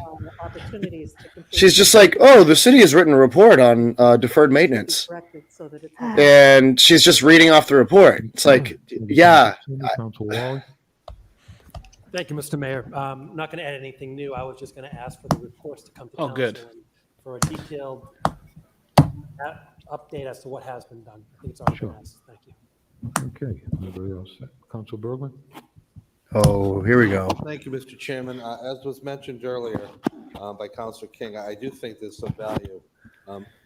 This is the perfect time to debut our brand new Photoshop by Travis. I just wanted to throw this out there. There he is, everybody. It's beautiful. Is work of art. Personally, think we can have a nice comprehensive. Travis is amazing. He does Wearing the a- best work I've ever seen. A 3XL Scorpion jacket. perhaps come back. Etel, you've got plenty of time before the inauguration to start putting in requests for memes. I was thinking about that. Send over any good photos you have of yourself. That's, yeah. I'll just pick them off your Facebook. I just can't wait. Oh, No, you wait. can't. Oh, I can. It's private now. Nope. In addressing the high schools and the needs for new high schools. But I also think in the 8 years I've been on the council, I could think of. Oh, it's been that long. Don't remind us, Mo. Middle schools, 7 years too long. schools that perhaps have not gotten the attention from us. It looks like his tie clip is creeping up to attack him. All the schools and all the public school students should all be treated with the same level of concern. I am not an expert. I don't know what's going on at that school. I've handed several articles. It certainly seems like there's something. Well, it's also not on our purview to know what's going on in the schools. Like, there's a school committee for that. It's always, I was handed an article with these, like, these three. I was handed an article about this. Cool. My mother-in-law printed it out and handed it to me. I've always said, and will continue to say, the return on the investment of those COVID funds is important to every community within Worcester, and I can't think of a better return on the investment than starting to focus more on the elementary, middle schools. Thank you, Mr. Chairman. Oh, that's good. At least he's So we're going to send out the committee. at least he's supporting it. And also after the report from the regarding it. So we send it to the joint committee, to the school committee there. Mid-South Mom has the best lines tonight. And lines. you guys Would love to know who a Mid-South quality Mom is. report for that committee meeting. And because I know they've done one. Jenny just came back after commenting because she's made South Mom. Review what kind of equipment we did put in there. Jenny could never hack it in Main South. Nah, she had to do a ride along. The only time I ever saw her in Main South. I go to Clark. Okay, I want to hear what George Russell Online. says, if this is going to bring up this middle. Any of these older schools in the area, I've been an advocate for some of the ones in my district, and I'm sure others. Candy won't put a mask on. across the city, so this item is an excellent item. I'm glad it's before us. I'm glad that the resident took the time to put it out there, but I think that this is something that we should look at in any of these schools. This poor guy back there on the right, no matter how hard he tries, he can't get away from the cameras, and they're always catching him making ridiculous faces at the speaker. Isn't that Tim McGurthy? No, to his, the guy with Tim. Oh, we with saw this Tim. last week. He was like sneering at one of the speakers, and it was just, I don't think he realized that he was on camera the entire time. Yeah, he looks like a hitman. I'm going to have a hard time with a camera. Just a question. I want to make sure before I vote procedurally what it is we're voting on. And the reason I bring that up is, it was mentioned that 7 or 8 other schools or so have high rates of asthma. And we're talking about including other schools, which I'm all for. However, what was brought before us today was specifically in regards to the Columbus Park Preparatory Academy by our constituents. So I'm not quite sure what the actual order would be, but if it waters down, I would propose that we add that as a separate order rather than an amendment, Mr. Chairman. Good move. Okay. We are sending this to the committee. We are going to wait for the report from the Bryan Allen regarding all the schools. But this will be But also, done like, separately. I can imagine that the new school committee and the existing school committee members would be like, this is why we're elected, is to work with school issues. Like, why is city council talking about this? Like, I support because it's in my district and I want to advocate for it, but like, it seems like it's overstepping the school committee's authority. Getting very close to it anyways. Yeah, I mean, Right, getting very close to it. the school committee should be making this argument, and the city should be opening up the wherever they stash their money as quickly as possible to do what's right. So that'll be one motion. Then we're going to ask for when the. I mean, Mo nailed it by saying, I'm not an expert. Yeah, I know, that's why you shouldn't be talking. We have literal engineers who are good at this. Joe looks more and more like an actual sock puppet every week. Tucks that in. You say looks or Because acts? his mask is moving? I mean, both, but looks more. It's always acts, looks. Yeah, look at it. It looks like he's being held up by a ghost on his collar. City manager as well, correct. It's going to the city manager as well, correct. He's like a little marionette. Ed is somehow doing it from the side. It's weird. We just want to say that this roll call here is brought to you by Crafty Kombucha. Yes, we love it. Roasters, local culture. Yes. Everyone here is voting yes to support Crafty Kombucha. As always, ask for it at your local store. If they don't have it, Recommend appointment of Jenny then Pasillo to the Citizen Advisory. Okay, Jenny. Uh-oh. Term expire on March 31st, 2025. Roll call. Jenny's not here, is she? Well, congratulations, Jenny, and wish you well in your. Let's give her a round of applause. Wait. Councilor Bergman? Yes. Councilor Calorio? Yes. Councilor King? Yes. Councilor Carlson? Yes. Councilor Rivera? Yes. Councilor Rose? Yes. Councilor Rosen? Yes. Councilor Russell? Yes. Councilor Toomey? Yes. Councilor Wally? Yes. And Mayor Petty. Yay! She's in. Officially the most powerful person in Worcester. And once again, brought to you by Jenny's appointment, brought to you by Crafty Kombucha. We were writing names down. If anyone voted no, we were going to come for them. Yeah. That's so exciting. To me, Absolute power. Remember, Jenny, absolute power corrupts absolutely. I'm going to be corrupted instantly. No, I'm not gonna let you. I already forgot where I came from. Somebody clip that. It's Shrewsbury. You came from Shrewsbury. You should go back there. Wait, what's going on now? Oh, he's going to speak. Just let him speak from the cool chair. You know, I don't have to. This is Donna's one opportunity to run a coup. Could happen. Could happen. She just gets on the mic. She goes, no. It's like Mike Gaffney and Aiden Kearney just rushing with like AK-47s. But they're punching each other because they still hate each other. Yeah. I just want to thank the manager for providing this report here tonight regarding the Latino Advisory Commission. Oh, This is something we took up, as Dr. Bedra has stated earlier tonight. Something we took up. What the hell? Where is he going? It's the Latino Commission. Yeah, but that's like way further down. Yeah. He took it out of order? Also, I guess so. Hold it. Yeah, I guess a lot of people commented. So. Yeah, he took it out of order. I want to thank Councilor Vera for being an advocate for this also. And as stated by representatives of the Latino community, this is the time to do Why it. is Councilor Carlson not wearing a mask? Because COVID's fake. She is Omicron. We need to see them succeed for the city of Worcester. Travis, that's Photoshop, I believe. Wait, she wasn't wearing a mask? Candy, Mayor Omicron. The whole meeting? Carlson. I haven't seen her wearing one She at all. hasn't had a mask on. The whole meeting? Yeah. Yeah, watch her. So I She's just support sitting this. there. It's important that we do this. And Mr. Manager, I just want to thank you and your team. Robots can't get COVID. For this commission. To do that. So She's like she's a sim. What do they call it in Blade Runner? A synth. No, she has a mask on, guys. She didn't have one on the rest of the time. She's got one ear in the stream here. Here's her making her fun of her. nose. I don't know. I can see her nose. I don't think she has one on. I think those are lips. Yeah, I don't. Yes, thank you, Mr. Chairman. I definitely want to thank the city manager. He's like, get me off the screen. For moving this forward. I also want to thank you, He looks Mr. mad. Mr. Chairman, because Yeah. as mayor, He looks like his liver and onions isn't sitting well with him. also, for being part of this throughout. I love Gary. Throughout this time. We love And Gary. most importantly, I We really love want to him. thank Yeah, the we do. community. I want to Took thank us a while, but we love members it. of Leon who have stayed committed, to this. Replicant, thank I you. know that for Synthesis Fallout. not necessarily Yes, here in council right. in general, people might think, well, why would this be important? I think that some of that was laid out.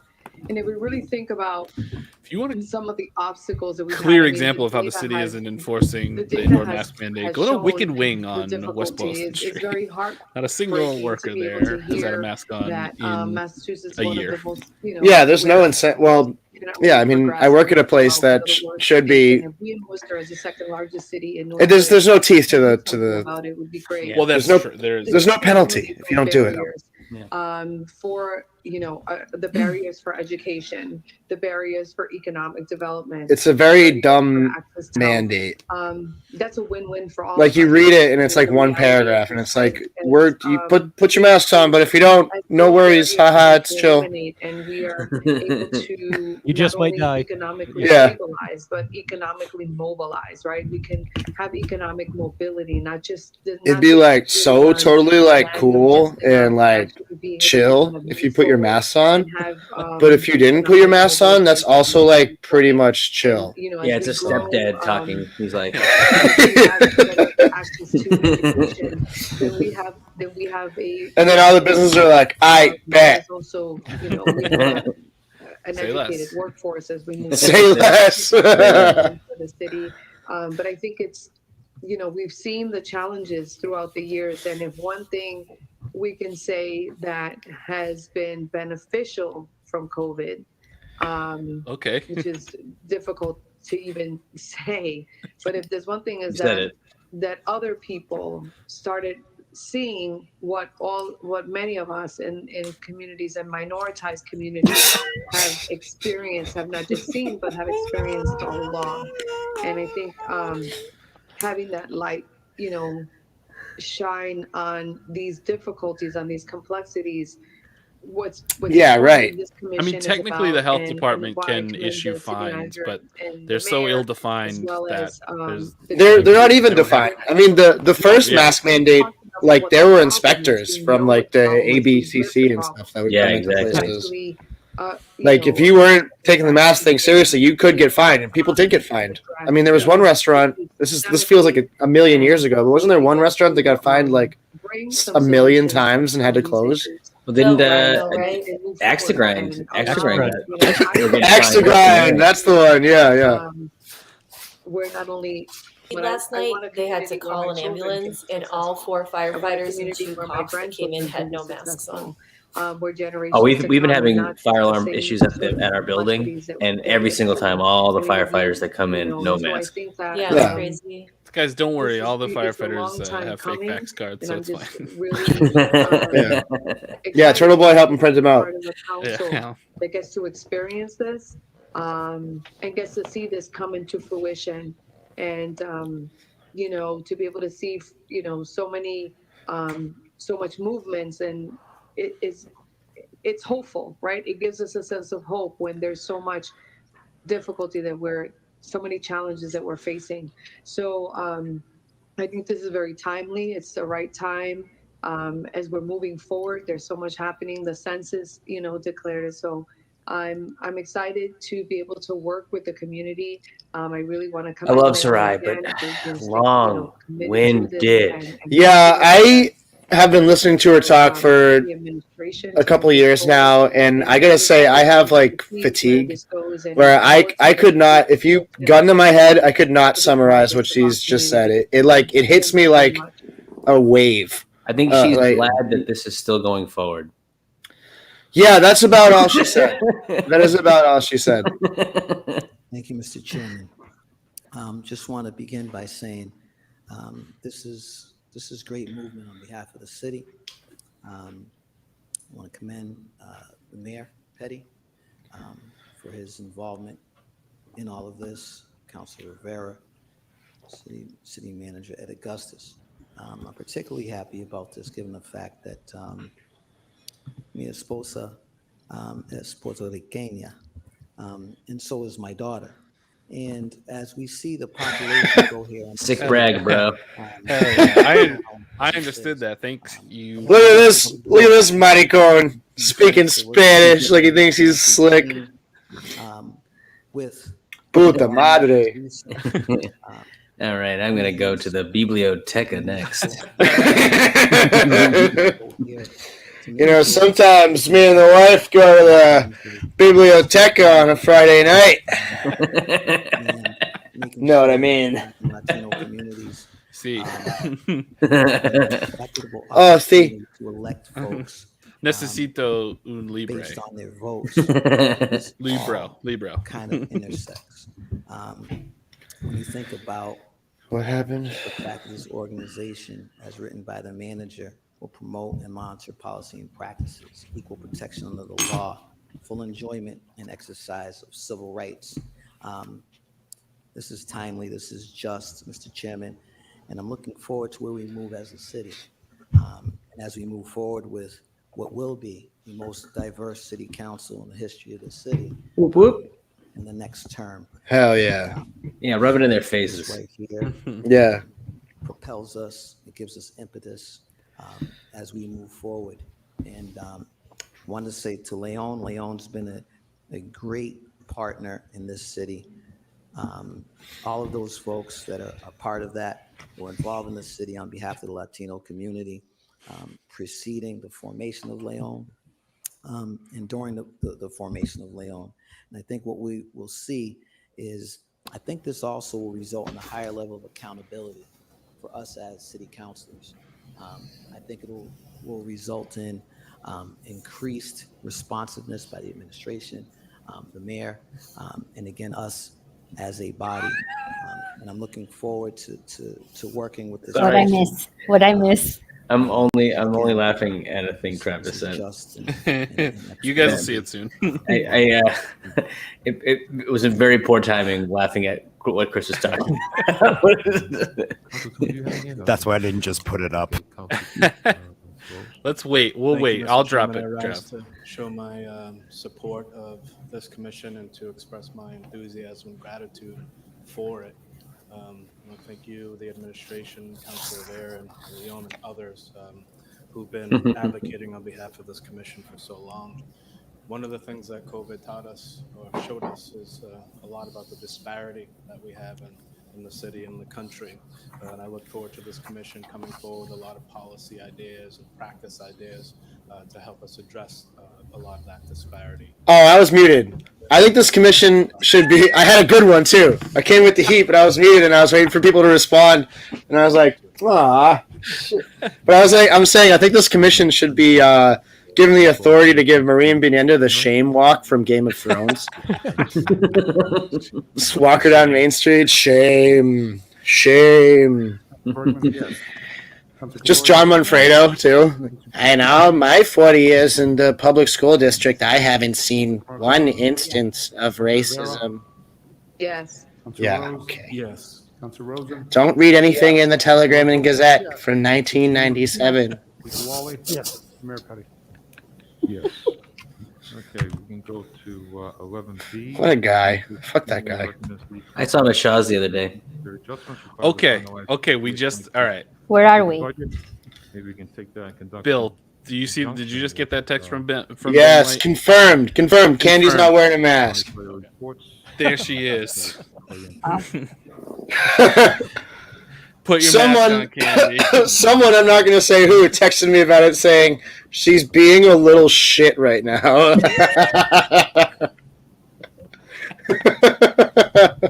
I like that she's still wearing sunglasses and that. Very good. Is Joe Penny going in to speak on this shit again? Wow. Where are we? What item?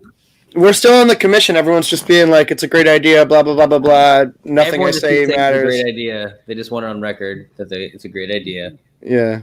Yep. She's being a little shit. Daughter Whisper is saying, I don't think it's a good idea. Mayor Petty. Thank you, Madam Chair, and just want to thank the manager and the fire department for the reports tonight. And the fire department. The year 22 budget. Okay. Skipping all around here. Yeah, what the heck? It's like they know we're following along. Actually, 19 million. They want to make it harder. Reimbursements to the city from ARPA. Yes. Oh man, quick on the draw. That's what been allocated. And there's a lot of important. What's the extra R stand for? ARPA. ARPA is bizarre. And that went to the general fund. And from the general fund, the mayor just making these recommendations. And so I just want to be clear on that. And I Shaun, support the recommendations. Who do we think as professionals has the best mic discipline of anyone on the city council? I think it's Christian. I mean, yeah, good mic discipline. I wish he would project a little bit more though. Yeah, he's a little quiet. He does stare at his notes the entire time. He never sort of looks up and addresses the room. That's okay because he gets it right that way. And Yeah. I'd rather him get it right than him perform.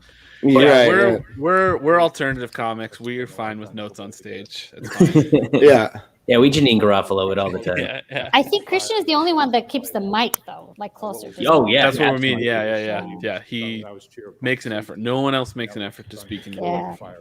Well, Joe Petty has the sort of mic discipline of somebody who truly understands that nothing he says matters. Yeah.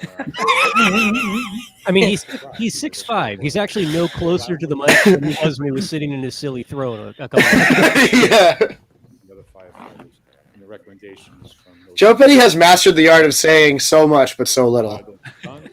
And he's grooming Sarai Rivera to be able to do this. I do appreciate Etel, someday you get to be there too. I know a few months Yeah. ago we came You got to work on your mumble, Etel. I guess. It helps. It makes it really, really hard to follow along. And everyone tunes you out, so you can say whatever.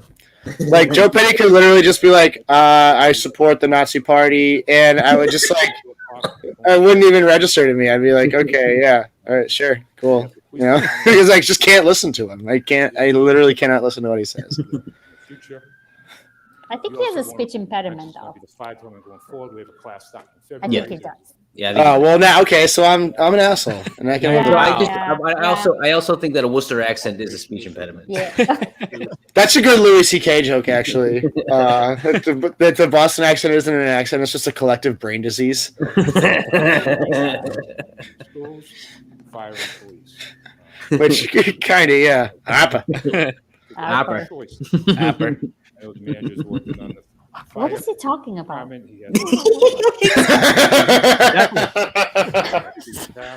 You haven't even hit the inauguration yet, and you're already lost. My God. This is going to be a challenge. Imagine! I can't wait to just watch you squirm on these Twitch streams. I don't have very good facial filtering. Gotta wear a mask. Keep that mask on. Through the chair. What? Through the chair, huh? I wasn't. Through the chair, I wasn't listening. Can you repeat your 20 minutes ramble? Sue and I will start speaking in Vietnamese and Albanian. You might as well. Well, Christian speaks Spanish in the meeting, so I think it's He does? He just did. He did. He referred to his esposa. Yeah. His mayor did too when he was on the. Do you think Joe even knows that is a microphone in front of him? I mean, he's making no effort whatsoever to speak into that. It might as well be an ARPer.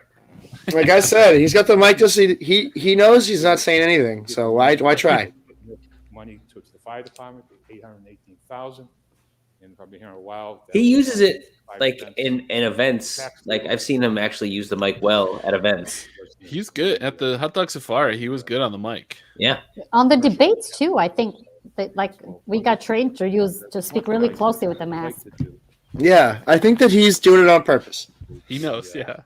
And the financial plan, we've committed to this financial plan. It would also help This council, by the way, if they didn't have those.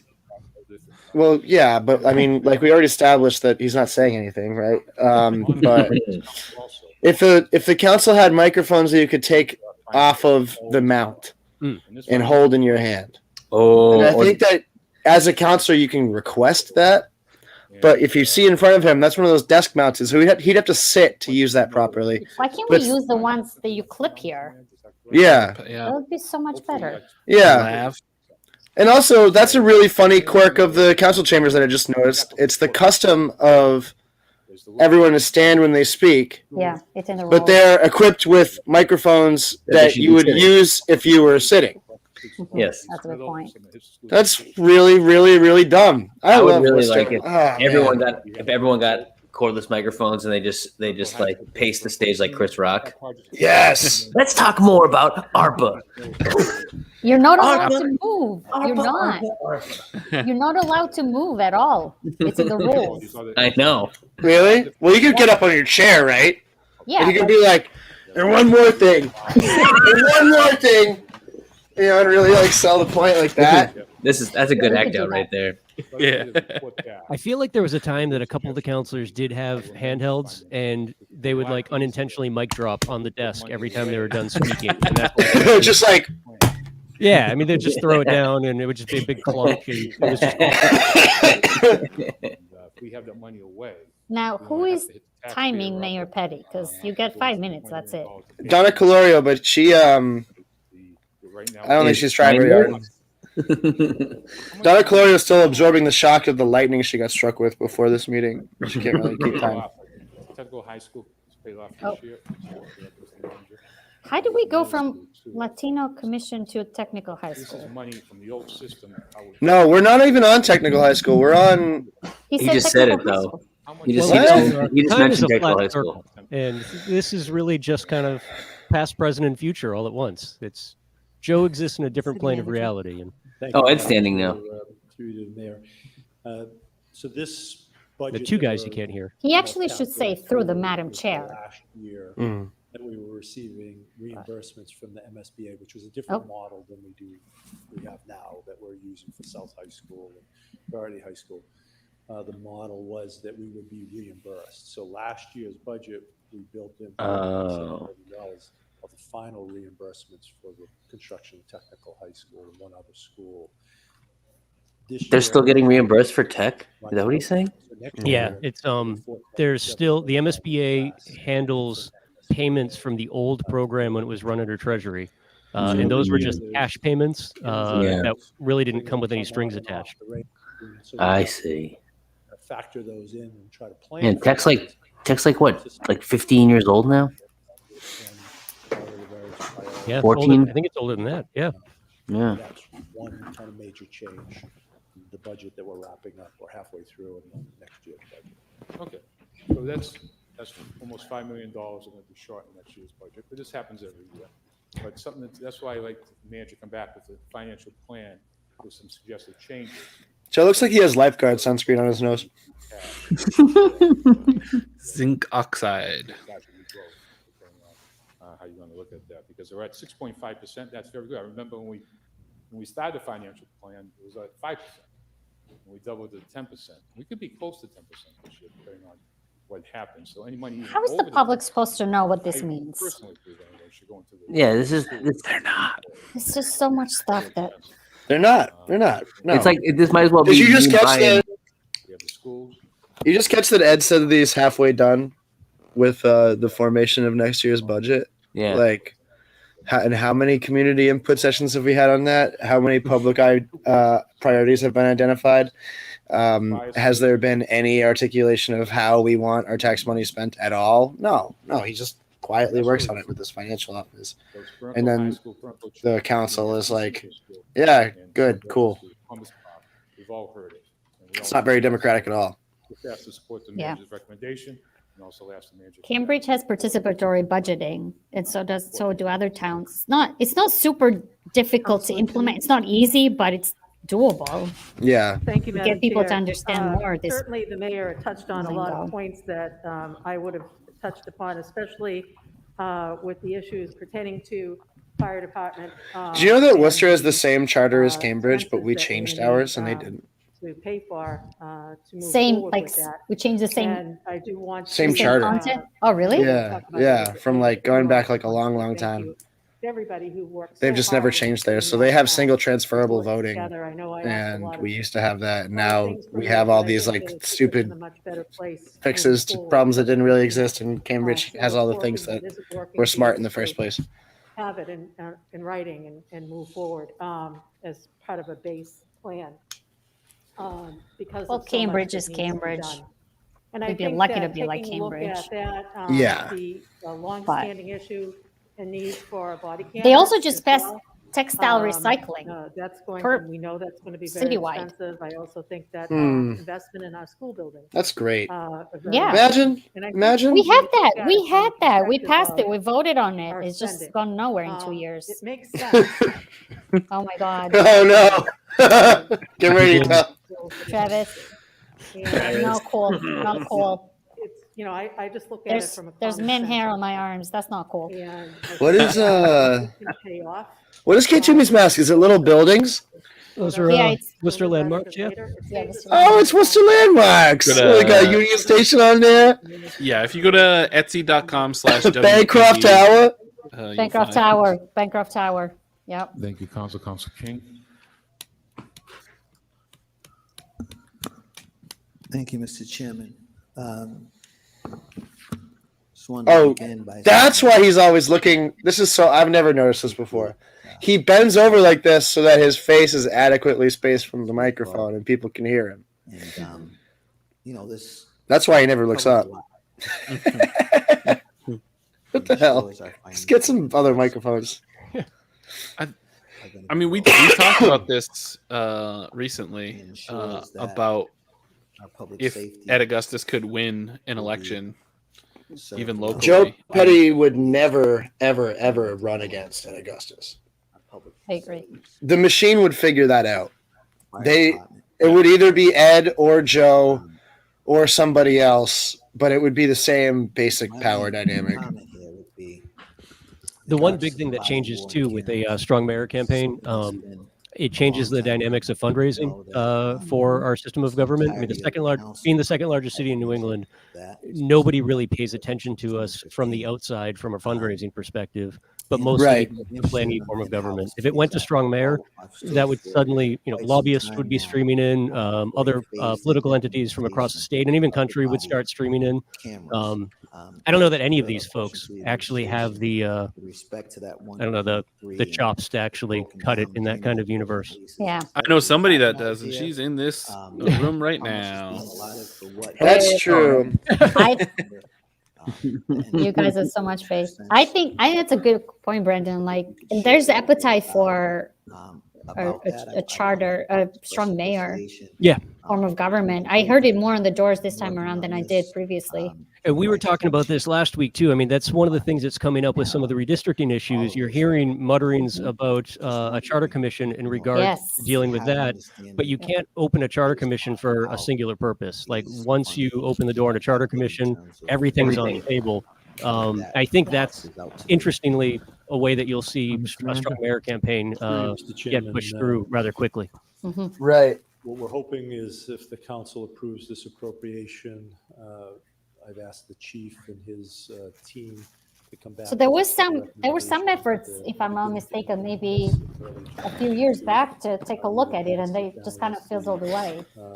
It's a slog. I mean, again, we were talking about that a bit last week. So to do it from a citizen perspective, you need it's basically a supermajority of registered voters. Yeah. And for our local election cycles, we can barely get out 15 to somewhere between 15 and 20%. Yeah. So that's the challenge. To have a citizen petition to make it work. The council can order a charter commission anytime they want, but there's always been a sort of a fear that doing that would it would just look too scummy to have them being the ones basically forcing a change of government. Yeah, because their relationship with the city manager is critical to their success.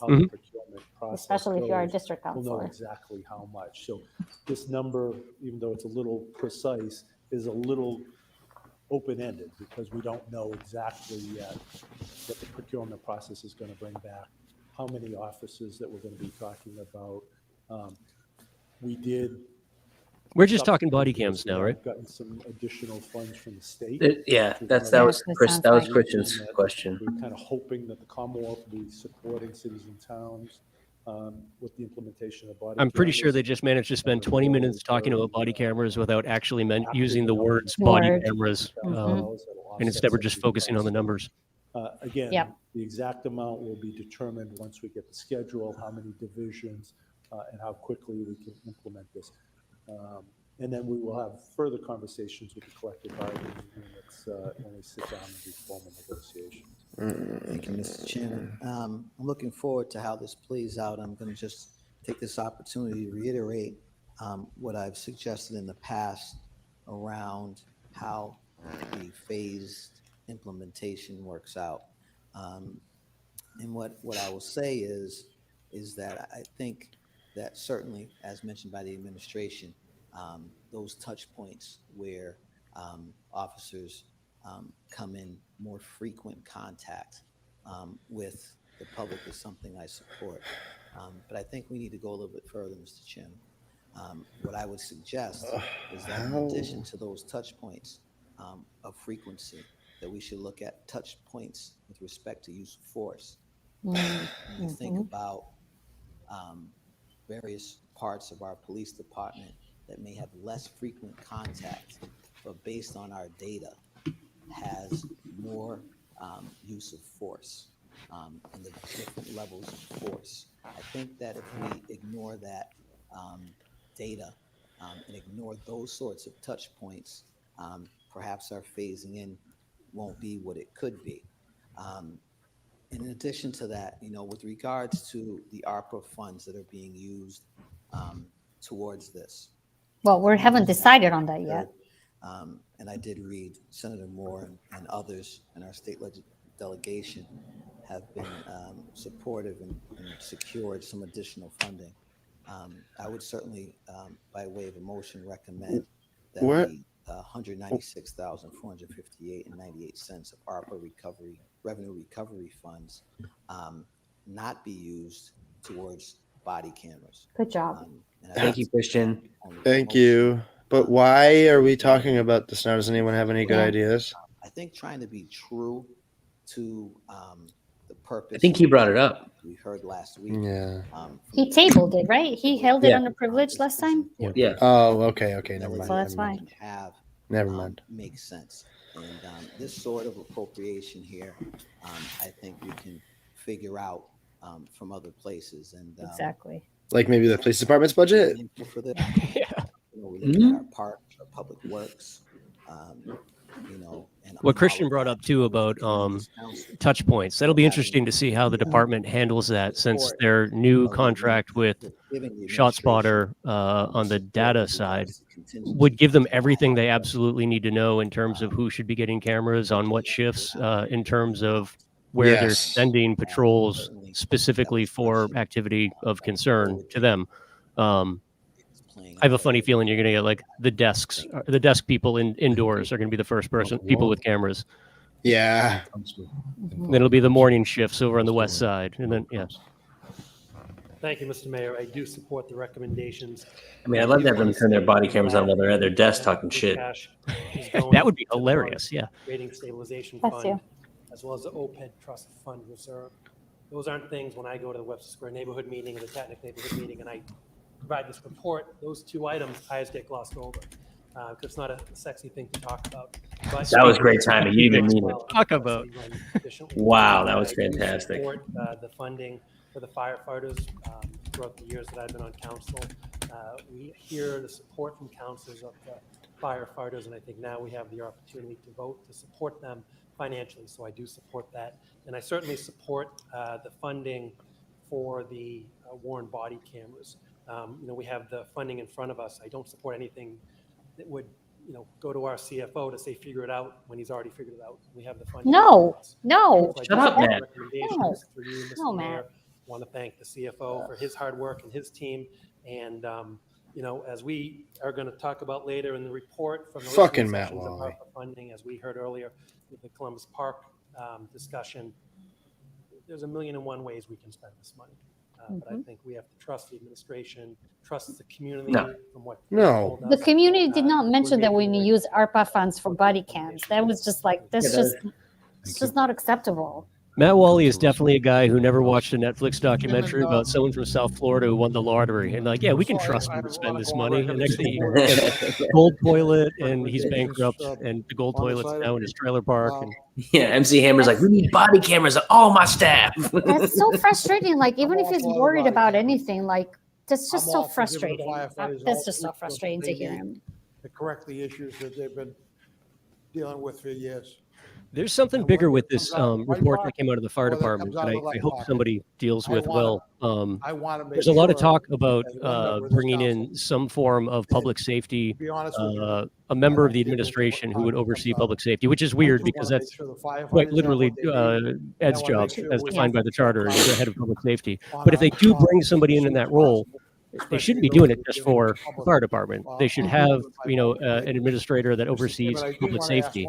It's one step closer to civilian oversight of the police department. That would just make sense. And I hope they go down that road because it's in that report to have direct oversight from the manager's office.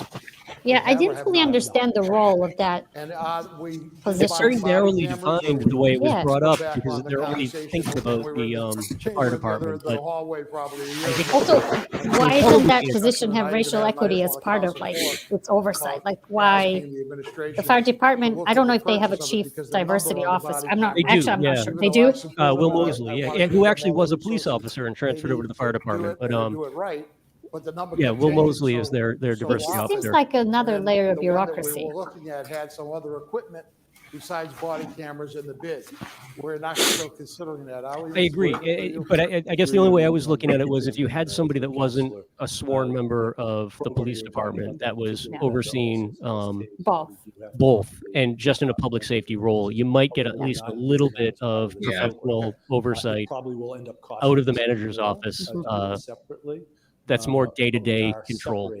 I feel like you have this weird relationship now where the city manager almost has to ask permission to go visit the police department. It's through Mr. Chairman, not really, but he is the head of law enforcement in the city. It out to bid, or are we just using a bid that the state has that other communities use?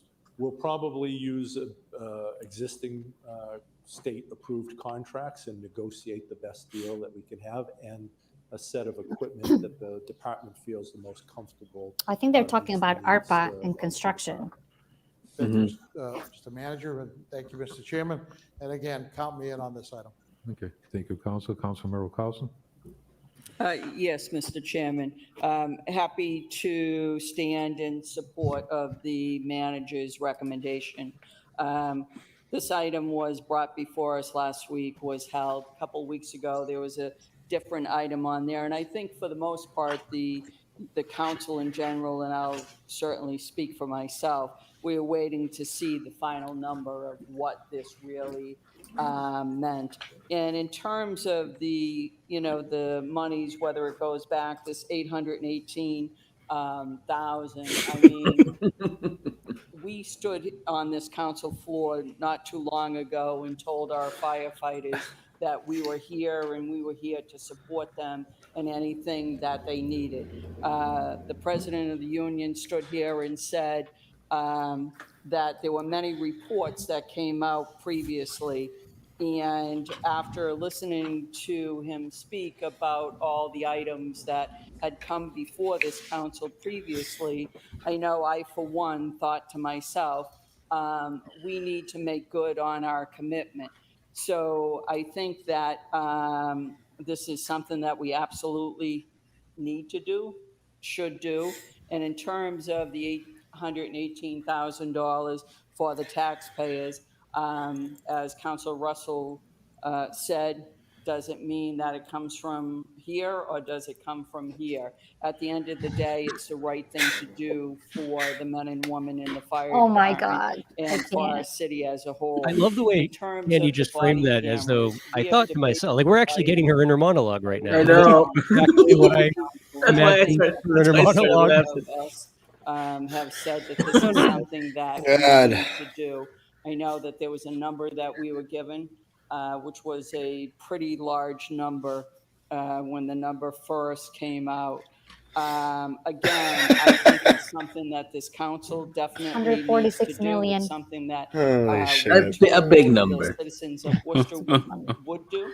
It's also something I that do want to we point out went is also that's and Max we Scherzer's had contract for the next 3 years for the New public York Mets. meetings on, and I It's for one, 146 quite frankly, think We it's couldn't time vote for us to Scherzer. That's a valid thing body to bring up cameras, too, because so it's, just I mean, Worcester is wanted not to a wealthy stand in city, right? But a support lot of the numbers that of we're his talking about are well below like your Yeah. average Powerball winning. So, and like, Thank you. that's an important Councilor bit of context to bring into the conversation too. It's, I feel like they always Thank you, frame Mr. things like, Chairman. oh shit, I'm going to pay for I this. rise Like, to make yeah, I sure don't that have these $147 million, but you're the second Like, largest is city it going to owner. come from this bucket or this bucket? It doesn't matter if it comes from ARPA funds, you know? Our schools are one of our Maybe tap biggest, into whatever bonding capacity you hit for a ballpark that, you know, always only kind 30% of the show, city wanted. support of the Worcester Fire Department and Which providing them is with probably the not looking resources very good right now, is they it? need to Our effectively bonding do their capacity. jobs and keep us safe. I think No, the we use money up a whole lot of that. trust and our bond rating are really smart as well. As it relates to the body-worn cameras, a couple months ago, I put the order on after hearing or learning that the federal government offered the opportunity to utilize some of these ARPA funds for public safety. I believe when I put that order on, it may have gone voted unanimously. I think for me, the body-worn cameras is something that we've all had different, motivation and energy for. I think it's something that we all feel is an urgent need. And so if these funds are going to be provided, Wrong.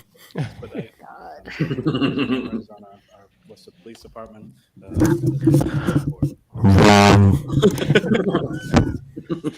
Sorry. Thank you. It's not an urgent need, though. Like, it's It is not. not Yes, an It's urgent just need. not an Like you urgent said, need. A lot has been said. One of the things So I was that, going to say it's an urgent need too, I think has which is been disappointing. pretty across the board unanimous in this council. One of the very few things I think we agree Put 20 on bucks on it right now. is that we try to be very You're fiscally on. responsible. And I think as we look at, every budget season, it's not an easy thing, but it definitely gets worked out really well. And we try to balance what we need for services within our community, within our cities. And at the same time, making sure that the burden of like taxes isn't something that we're seeing in our community. But, in order to get the right services and the adequate services that we need, unfortunately, that does cost money. So I can appreciate this report. I think one of the things, especially when we look at Everybody's suddenly a libertarian at budget season. It's kind of amazing. The firefighters and our fire department, and making sure that we saw a report come through. We say when things happen, how much we support. That is the worst thing he's been doing. He's been pandering to the police so much since he's been elected. This is an opportunity for us to show not just something that we say, but that we show, yes, this is something that we definitely need. This is very important. Definitely as we've talked about just hearing today, the need for our schools. And definitely as we look at, there's many conversations, and I know there's been multiple opinions on body cameras, but initially the conversation came up. Many people were in support of body cameras. I still have a lot of mixed feelings in regards to body cameras, but I've seen the importance of body cameras playing out in support of our community as well. Wrong. Right. So, I want to just commend the city administration for these reports. And for No comment on how this is supposed to be money. This is not the intended use of this money. This is so frustrating to me right now. Like, not a single person other than Councillor King so far has said, this is money that should not be used for stuff that's not, not even close to being urgent. Like, this is just so responsible. It's just so responsible to use. Who's been whispering in their ears that this is what's, I want to know the conversation they're having with the city manager's office about this. It's just that telling you, fuck you, I'm not changing it. Okay. All right, how do I hold your water? Thank you, Mr. Chairman. I appreciate this. Yeah, this is definitely something that we should be hammering them on in their email inboxes. And not just on the ARPA funding component of it too, but I mean, this conversation about body-worn cameras started a decade ago. And exactly. There's a decade worth of data showing that, it really wasn't as great of an idea as we thought it was. In the same way that, we all thought that having, a cell phone that recorded in our pocket was going to be awesome. And that kind of turned it out weird too. I can't do half of the fun shit I used to do because everyone's got a camera now. But yeah, I mean, I don't know that any of these folks have even attempted to stay up to date on the data indicating that, it doesn't really work. They're ignoring the data. So Black Families Together has supported the body cams, and so has NAACP. So I respect that. Sure.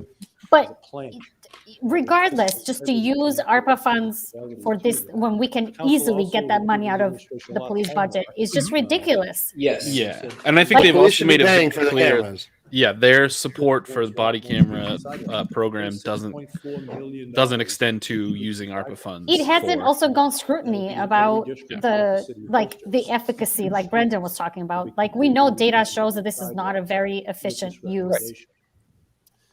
It's Obama era ideas. We want body cameras, and we want them sooner rather than later. I mean, Don't it's wait. very similar to the shot spotter conversation, right? I mean, you've got cities in Massachusetts where mayors are like forcing them out of their community. Fall River is a great example. Couldn't get rid of them to the point where they gave them a free contract just so it wouldn't look like they lost a contract. Nobody wants shot spotter. And these yahoos, pick up a journal article from a decade ago and they think it's a magic wand. I can't speak to what There's happened also previously. no specific on the shot spotter connect. Like there's no specifics around how the program will work. It didn't go scrutiny at all. Like this is just, it's so, I'm sorry, I'm just really frustrated right now about how priority it is. they're making, like nobody's raising serious questions about how this money that we're not going to get again is being used for stuff that's going to be, what the word is, it's not going to be usable, in 10, 15 years. Like the value will, it's just $200,000 we could pay the food programs. Like we could just, like, it's just crazy to me. You could do all the things that would eliminate the need for increasing a police budget because desperation in a community was absolved. I'm not an expert, but maybe ventilation in the schools that they were talking about earlier. Air helps. Like they're spending more money on this particular issue than they're actually spending on how we're actually going to use the ARPA funds. Like, I don't know what the recommendations are going to look like at the next cycle, but like, if folks are not raising a little bit more alarm on how quiet the city has been on this stuff, then there's something that's not right. Yeah. Thank you, Mr. It's like 9 months now that we've had this money, or at least that we've known about it. So we have three issues. First one is the approval of the adjustments required to finalize the fiscal year 2022 budget. Oh, that's the body camera thing. Also, there's an amendment to this. Why? Like what? King? 196. Let me get the right amount here. It wouldn't have mattered because King was the only one that said anything about it, but they can pull that out and say, "I'll vote on this except for the body camera thing." Yes. Yep. 196, 400. I couldn't hear George Russell. What? I don't know. I didn't catch what he said. George Russell didn't say any. He said he supports it.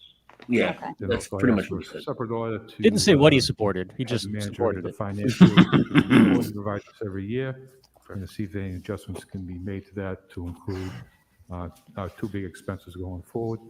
That would be both the fire department, if necessary, and also the Worcester Public School building. Okay. So the amendment to not to be used for body cameras, the $196,000 will go first. So a yes vote would support the amendment, and a no vote win it. This is going to be so sad. Clarify that again, please. I'm having trouble here. I'll take this off.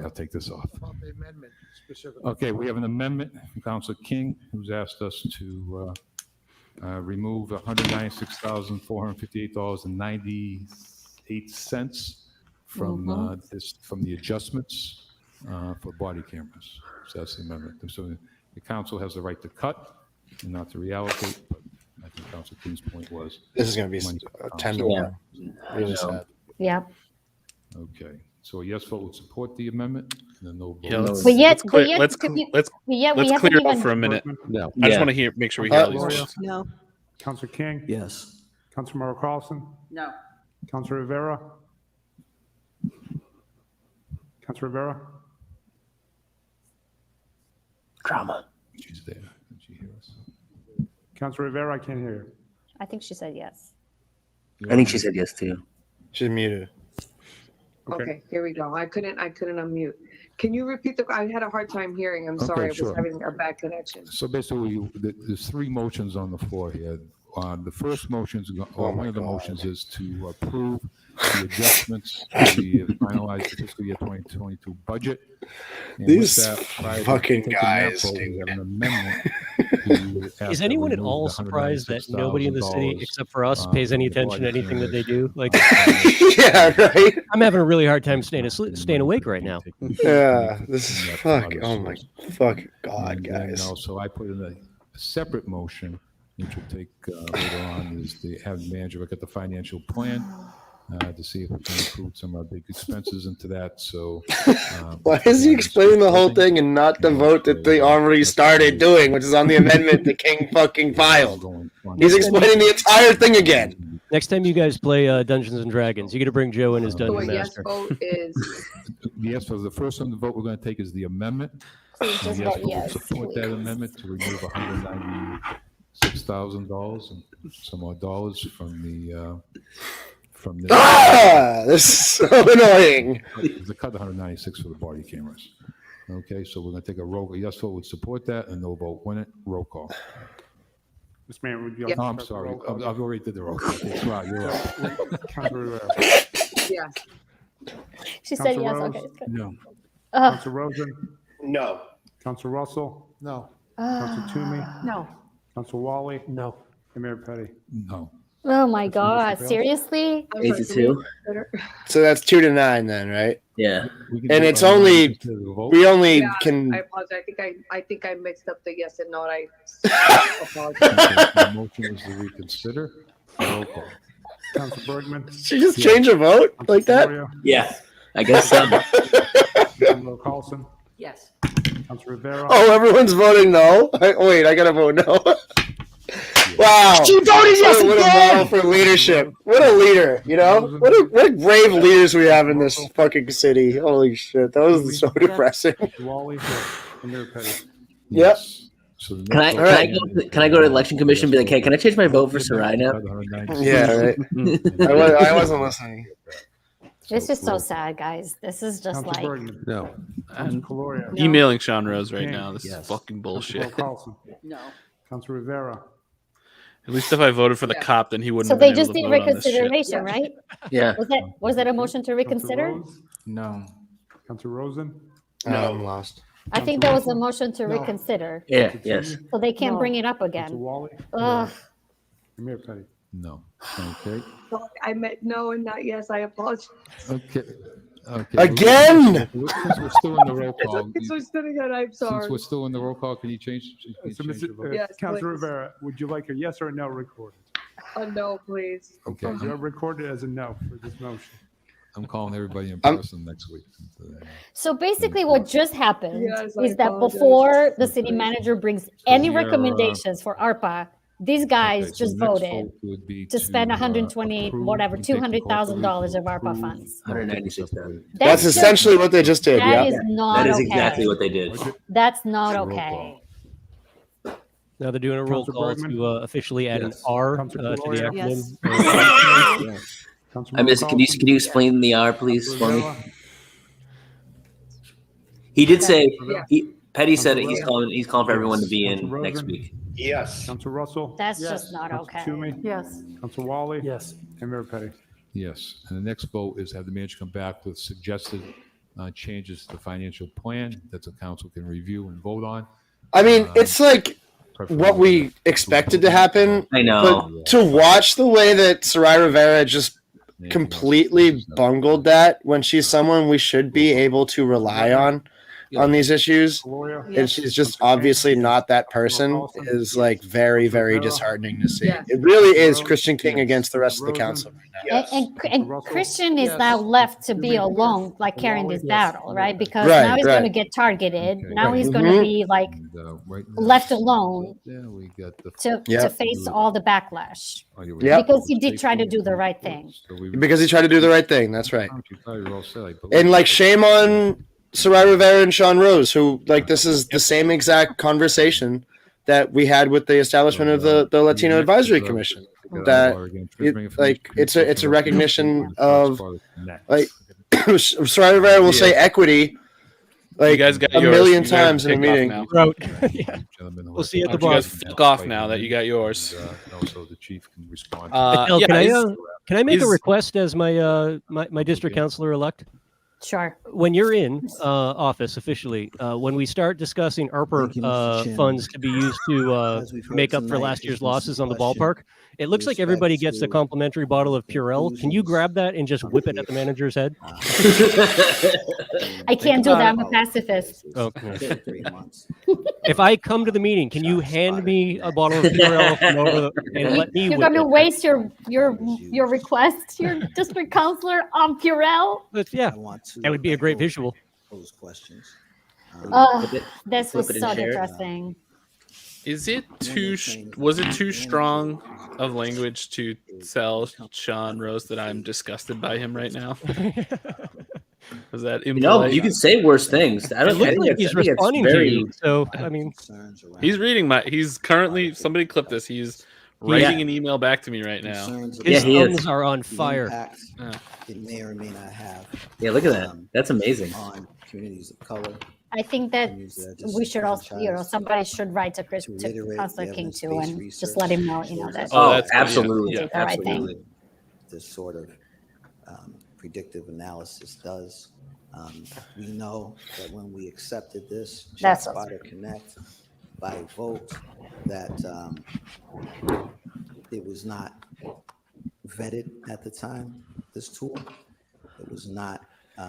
Well, Christian King is just swinging for the fences now. Yeah, might as well. Might as well. Just get it on record, I agree. Yeah, exactly. The ShotSpotter company themselves from New York University. He also came in third, so I think he's going to be okay.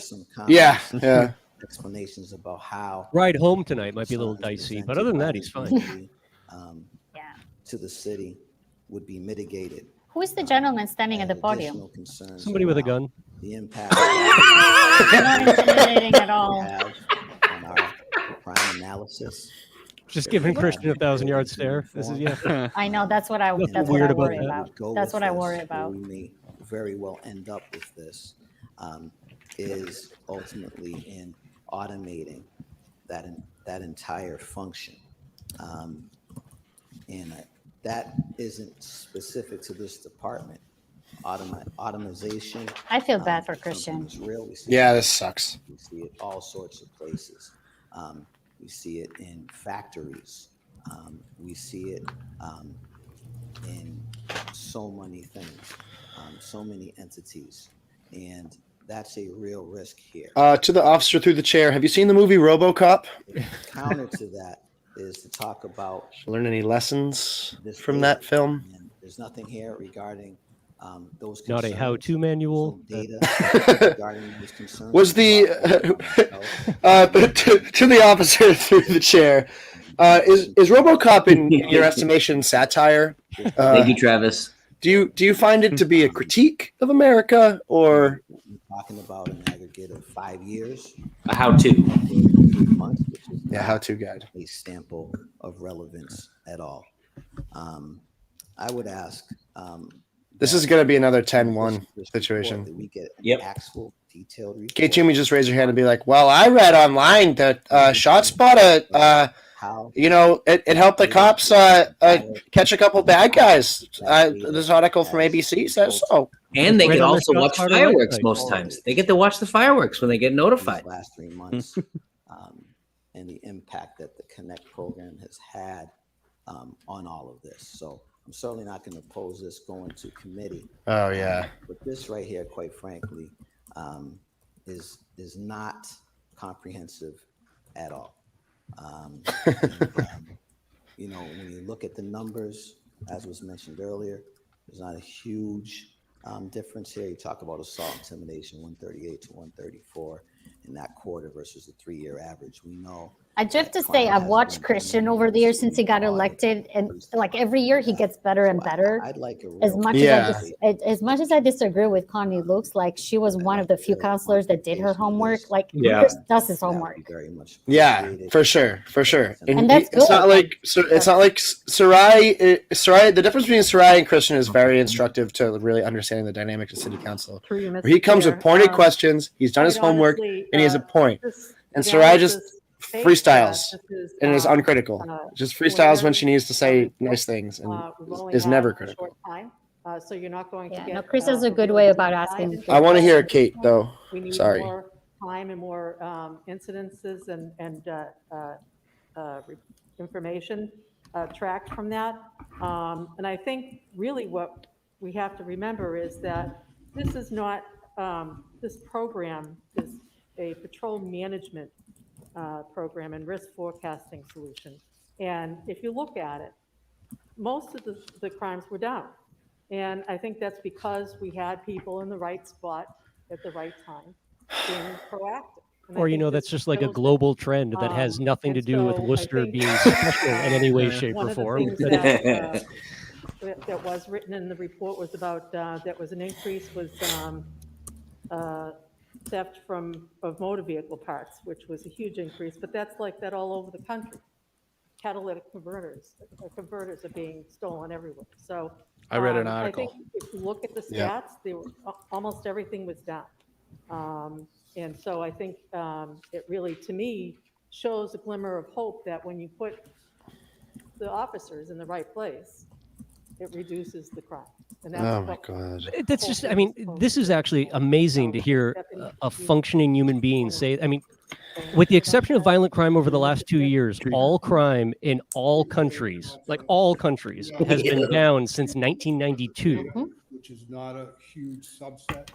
Oh, listen to this guy. Conclusions. This is a cop. Therefore, I agree, we should do a 6-month evaluation and then a year prior to taking any vote if you want. Well, we found out where all the R's went. Yeah. Or And came then from. 2 years, and then we should do a 10-year evaluation. And then I think after that, probably about a 20-year evaluation. And then you guys can take another freaking look at it. Okay? How's that sound? He flicks a toothpick at him. Yeah. It's such fear mongering. It's like They send it to crazy. the feds, they classify It's wild. It really whether or is. not that crime meets the federal definition. If You know what's that comes back, a good one of these political analysis of Worcester would be like is the city manager's office more powerful than the police chief? No. I don't think so. Could you prove that quantifiably? I think it'd be hard, Anybody else first? Does the city manager actually have authority over the police chief? I think that's Mr. Chairman, I want to thank the Officer Saucier for that. Oh, it's this fucking guy. Certainly say Christian King versus everybody is right. Thank you for making that, Travis. Time regarding this tool. And I like to see that as well. It's extremely important to our community. It's important to our law enforcement folks who've been strongly advocating for this. Know that the subcommittee has looked at this. We've had a number of meetings on it. There's evidence-based research out here on this stuff as well. And, Yep, sure is. Tons of it. certainly say, because it seems to be a necessary mantra on this committee, that I support providing the police and fire with the tools. that He's they need. pissed. Yeah. And I support us as a council providing fiscal and appropriate oversight. He's And pissed. they're not Wow, this is amazing. Thank you. Okay, so the motion to read through. He's so send mad that right to now. public Hush. safety, and there's a separate Oh. motion to ask for a detailed quantitative report and also an updated report, 6 months from Oh. now and so on. I thought King might have The motioned more data to. we have, the better that supports you, it supports the community. So I'm looking forward to more detail. Mo Bergman's raising his hand. Council Bergman. I guess it's a procedural question. If we're looking for more quantitative data that won't be available for a number of months, I guess my question is, why is it being sent to a committee now? This was an information report. Council told me it's up to her. You want that in committee, you can discuss it. I think it's important to keep the conversation going. Well, have the I just chief want to come be in. clear, Mr. Chairman, before I just gave you a reason. Before I start. At some point, it should go to committee. Ooh. I want to see that side of Mayor Petty. Information comes back, and then it should go back, perhaps, depending on the vote of this council, to a committee. But you're asking it or suggesting it go to a committee without the information being available in the short term. So I just don't know what that accomplishes other than. It would be a tragedy if the Public Safety Committee had to meet on a regular basis. So the motion to file. We'll see if they keep the same chair. So people. They will. People can hear me. Yeah, I think so. A yes vote would be to file it, and a no vote will not to be filed. Then the next Wow, motion would be poor to send it to Christian. committee for discussion. Okay. You're right, Etel. Check. I would be interested to see the police union page after this is done. Council Bergman? Yes. Council Calorio? Yes. Council King? Yes. Councilmember Carlson? Council Rivera? Yes. Council Rose? Yes. Council Rosen? Yes. Council Russell? Yes. Council Toomey? No. Council Wally? Yes. And Mayor Petty. I'll support you, Kate. No. Okay. Okay. So next vote would, so it's sent to committee, so it's filed, the report is filed, so I don't have to worry about that. I'm gonna always say, I just gave you a reason from now on. Yeah. That's like a mom saying to like, because I said so. Yeah. Roll call. Well, they haven't gotten their Boynton naps Council yet, so Bergman, they're getting a yes. little testy. Council Their Calorio? blood sugar's low. Council King? Councilmember Carlson? That was funny. Yes. Council Rose? Yes. Council Rosen? Yes. Council Russell? Yes. Council Toomey? Yes. Council Wally? Yes. And Mayor Petty. Yes. Okay. Okay, so good there. Let's go back to the agenda. Next item is 9.2A, recommend adoption of salary ordinance amendment to Upper agenda. classification of grants compliant manager from pay grade 42.M to 44.M. The agenda? Oh man, that was very depressing. that was super fucking depressing. Wow. Christian King versus everybody, huh? Advertised. Really, it really is that way. Nobody else has the temerity, the stones. I sent him a note. I sent him a note thanking him and calling everyone else on the council asshats. Yeah. It felt good. 9.37B. Okay. Roll call. What a freaking bunch of 9.3 jabronis. and then rest items. Yep. Stu Chairman, nods. I apologize. Could Where you are we let at in me the know agenda that now? I kind of got. Going back to 9.2. Hold Hold on. Okay. For the first time this evening, so thank you. I guess the city manager can say he didn't make his first ARPA allocation. Okay. So Yeah. the item is 9.3A. The first, that is so important to frame it that way. The city's first ARPA allocation is for body And that's cameras. the grants compliant manager. Refer Nice. to that with That's also great. with that 9.37D. 9.37D. D. What's that D? 9.37D, which is the finance item, I remember, right? These recommend the amendments to the fiscal year Amendments to that. table of organization of the city auditor and Department of Administration Finance budget revisions of city manager. We'll refer to 9.3A. So those items are together. Thank you. Okay, all set? Roll call. Council It's going to Bergman? be important for us to also like Council King? keep an eye on how the Carlson? city Yes. Council Rivera? frames this tomorrow or in the Rose? next, like in the Yes. talking Council shows. Rosen? Because I bet what they're going to say is, Council Toomey? oh, Council that's Wally? okay. We Yes. just took it Mayor from Yes. the refund. So like, oh, 9.3B, we're not taking it from recommend ARPA. salary It's amendment just to grade 2 we're getting job refunded for classifications. this. But it is. It's Department of ARPA Technical funds that's Services. going Yeah. Roll towards a specific use. So Council Bergman? Yes. Council Calorio? Yes. Council King? Yes. Councilmember Carlson? Yes. Council Rivera? Yes. Council Rose? Yes. Council Rosen? Yes. Council Russell? Yes. Council Toomey? Yes. Council Wally? Yes. And Mayor Petty. Yes. Next item is 9.7A. Transmitting information communication relative to public outreach for the winter parking bans. We can send that to, we can file that. Roll call. What agenda is he reading? Everything has been so out of order tonight. Council Calorio? Yes. Council King? He said 9, right? 9.7A, but there isn't a 9 point.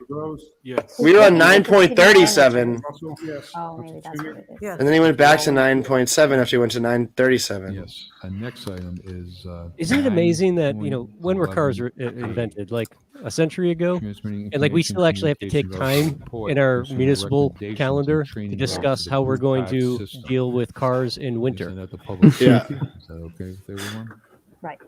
Council King? That's just not a normal function of government. That's something that we actually need to take time and discuss every year. Right. I thought I know this is 911A, right? Or B? Yes, 9.11A. I'm here to answer questions on this. There is just a question regarding if you could explain to the public and to myself and the council kind of tangibly for us to understand how the public will experience this blue card system in terms of its impact on public safety. To the chair. Through the chair to the council, the blue card system is related to the fire department's training program. And the report and recommendations on my end are related to training the telecommunicators to align with the new fire department's training program on how they're going to be training their command staff. Most of the information that's going to come out of that is directly relative to how those dispatchers respond, react, and provide information through incident command and the fire department.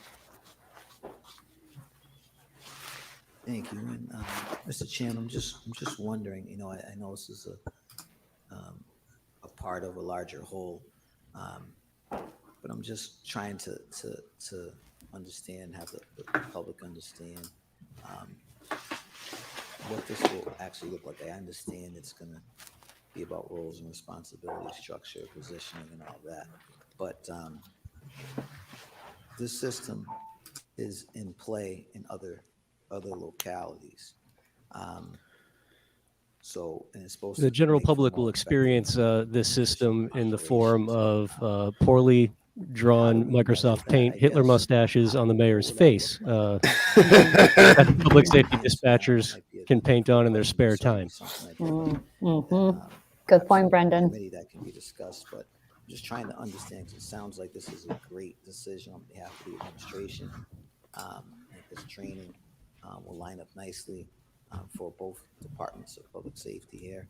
And it's going to obviously be trained by the folks in the fire department. I'm just trying to really understand it. I don't know if there's anything you have to add, Mr. Chairman. Mr. Manager? Through you, Mr. Chairman, to the councilor, this is one of the many reforms that are underway in the fire department that have been instituted by the chief in order to really change the way we approach coming onto a fireground situation and how the command staff deploy the resources and communicate. And the communications piece is really where the emergency communications department comes in as a critical partner with the fire department. So one thing that was interesting about me in this report was that they're trying to link like code violations for substandard housing and transmit that information to the fire department, which is like, why haven't we done that before? Yeah. Like, Right. why did we have to wait until people like risk their lives to make So that many connection reforms between come departments? forward, and we know that in the packet,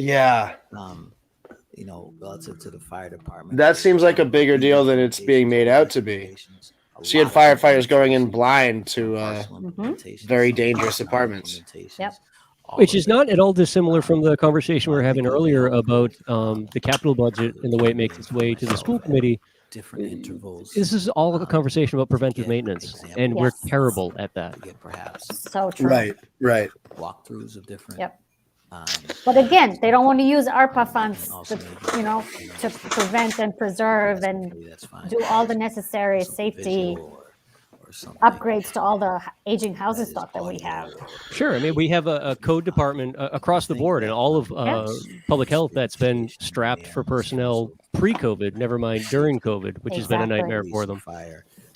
Brendan, are you saying that Worcester is a reactionary city?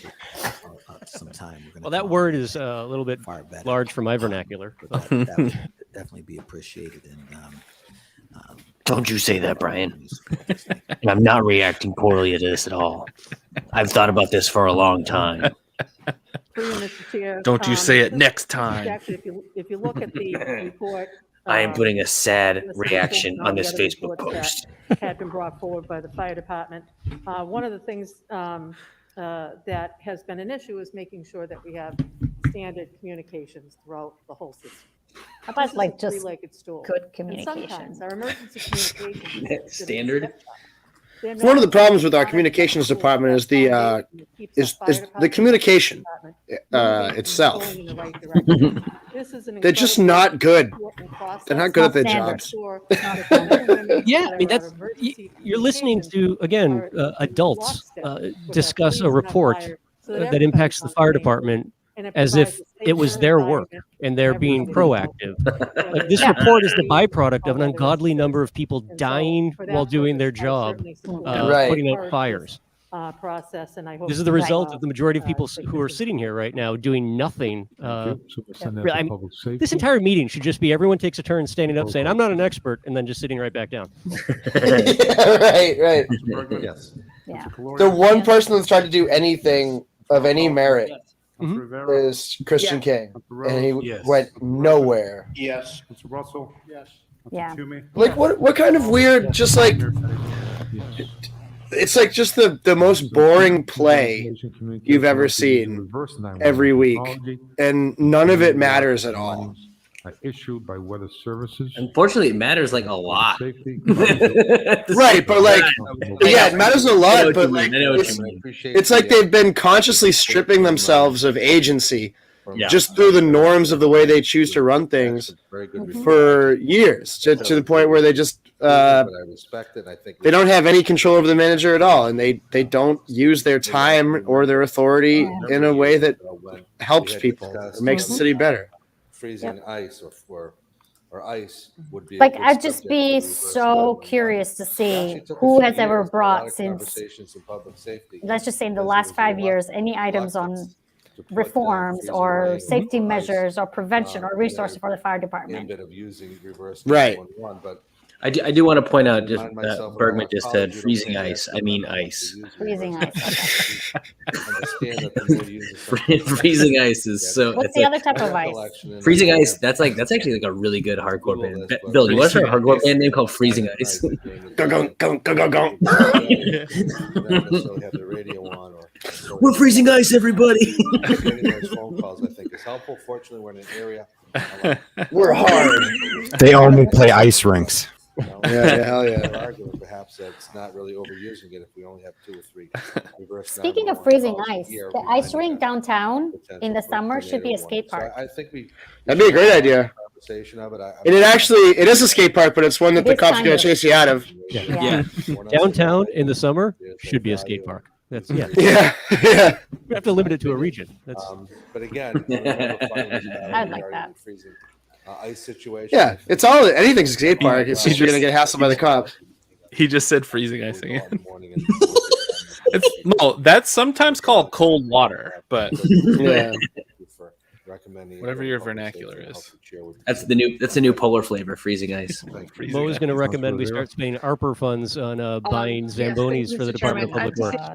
I remember when this was brought up in council, Council Bergman had brought it up, and I had spoken to them, and I'll definitely say now, I definitely agree. I think, there's so many people kind of in the morning just rushing out, and it's definitely worth this conversation because, how many acts, I mean, we all hear when you have that ice and that black ice, you're hearing a number of different accidents happening. And so imagine you're Christian King right now, and you just saw all of your colleagues like rat fuck you on like a legitimately good use of your authority, and you have to just listen to everybody babble about how there's black ice in the morning in November for 20 minutes. Like they're gonna fucking fix some problem by talking about it. opportunity Just like to, literally babbling about how there's ice in the morning when it gets cold out. as Councilor Bergman stated. And We I think should in the do morning, something about this kind of ice. get down, and It's even if it's early freezing. in the morning or you get disturbed, even if, I think a little disturbance. If Well, it's it at is 4 or climate 5 or change, whatever it is in the so morning. would like for if it's somebody gonna to also save some mention lives, if it's that. gonna save, We're not going to go there. No, that's a taboo topic on the city council. That's a You don't- taboo topic. Yep. You don't talk about climate change. You don't talk about gentrification, and you don't talk about affordable housing unless you're absolutely forced to. You can't talk about those things. Very dirty words.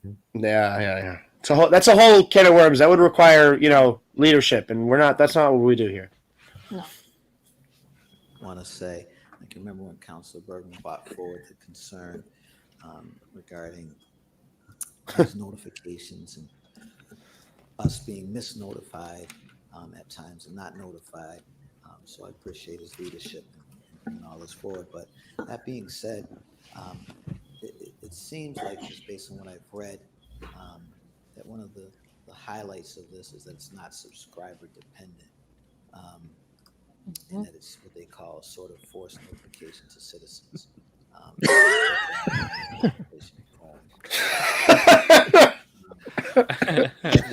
Clearly, in certain situations, in lieu of Worcester, Alert Worcester, with this iPause or whatever it's called. But if I wonder if he could kind of speak to, maybe the major enhancement and ability to access folks that this will provide that's not consistent with the alert of Worcester. So one of the things that I'm thinking about as I'm hearing this is that so we had a municipal vulnerability plan done 2 years ago in 2018. Just as a point of clarification, and it mentioned basically all of these preparations for the city, like hot heat waves and subscriber-based system where frigid weather and icing and stuff. Like, we have some awesome recommendations that came out of that process. None of it is making it to council yet. And that is the system Or has that 2 years of it has nobody's ever mentioned, like, hey, what are we doing to implement those? Your question, Right. But we're just going to talk about black ice just out of just. And we talk about it as if we exist in a bubble, right? Like, we don't talk about it as though Canada and Finland exist. Like, there are places throughout the planet that have already figured out how to deal with freezing ice. Are they saying black ice? So it's like their way of saying black guys. We are notified. That was deep. I don't know about that. That was very deep. We're just trying to get rid of black guys. No one clip that. No one clip that, please. Yeah, don't clip that. Well, it wouldn't put it past Mo Bergman, honestly. You know what I'd like to do is repeal redlining restrictions. That really put a hurt on the real estate business.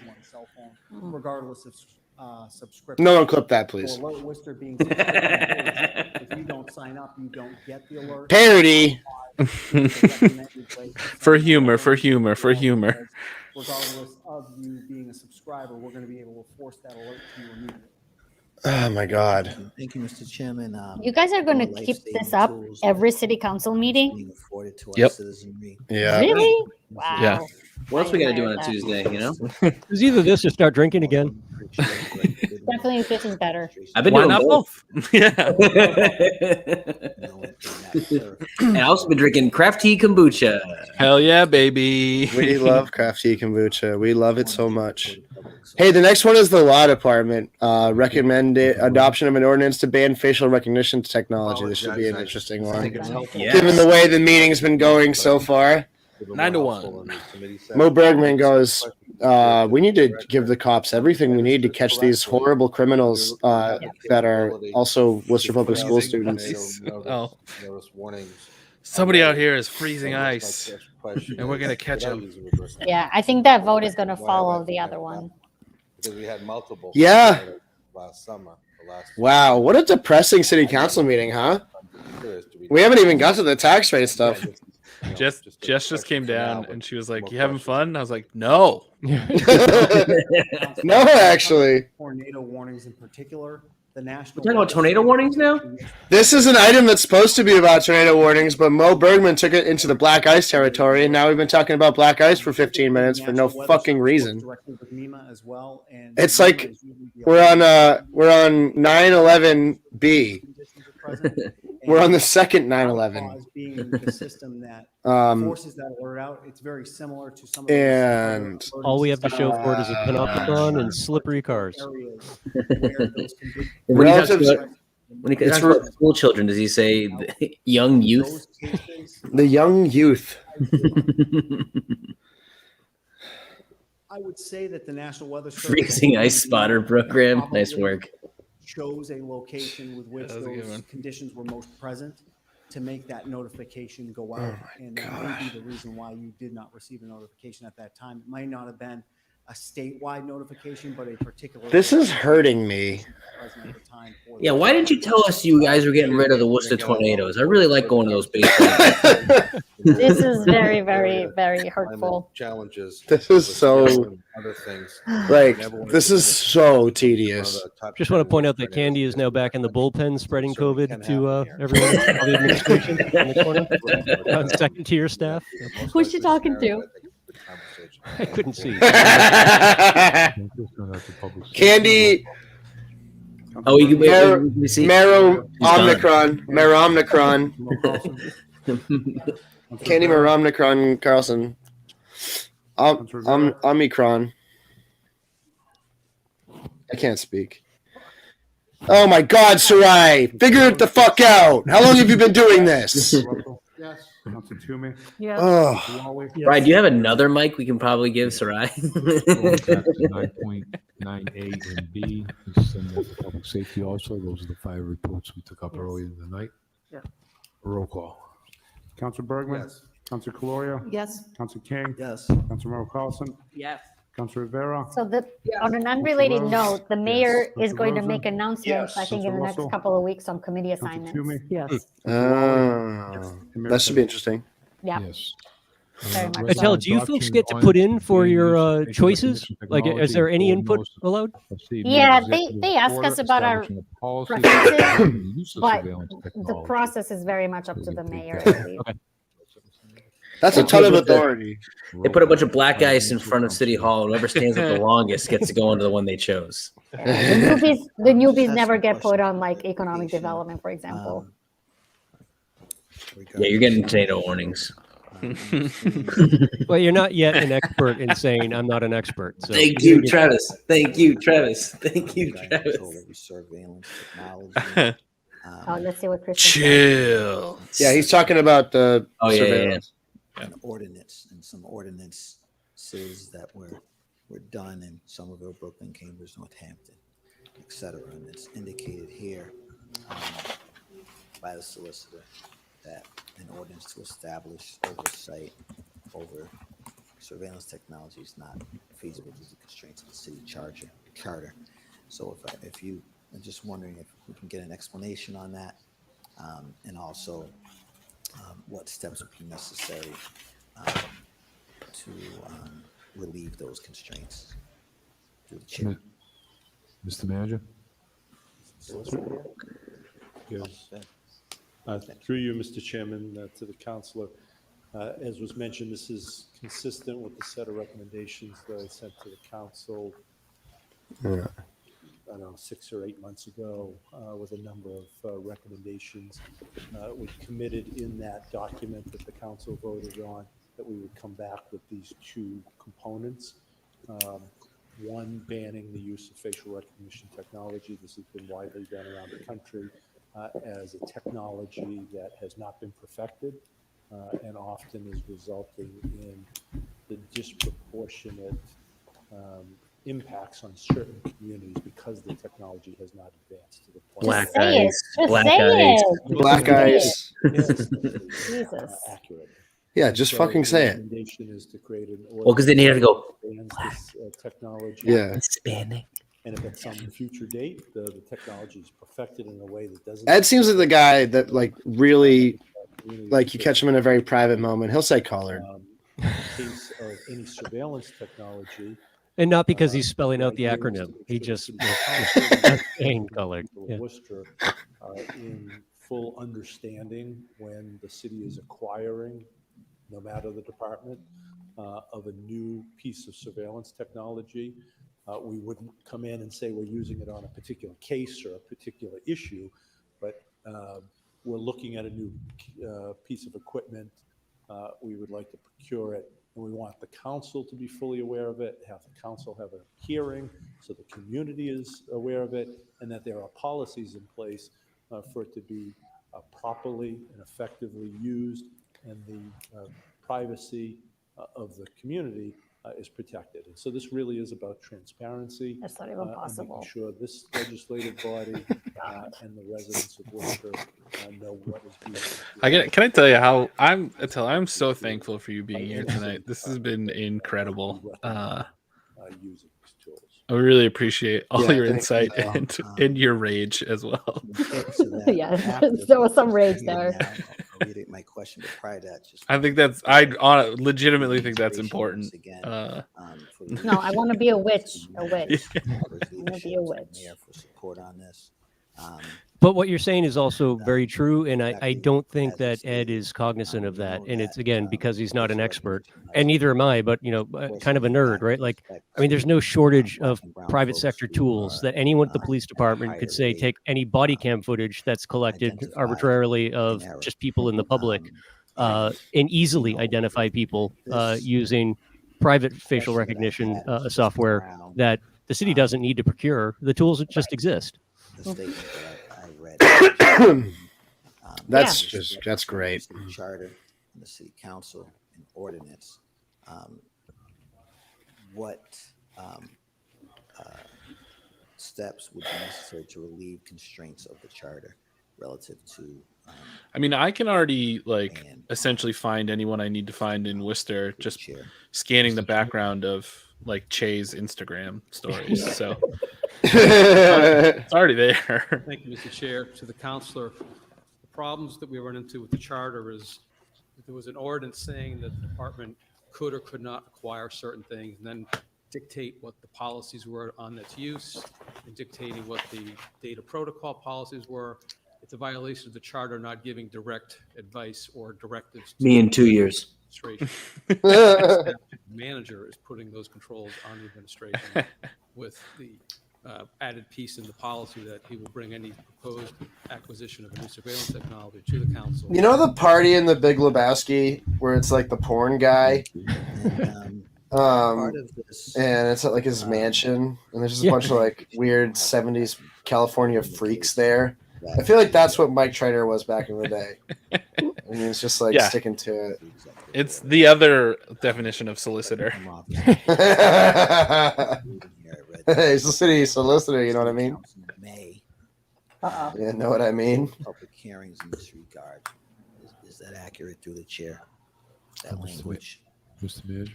Through you, Mr. Chairman.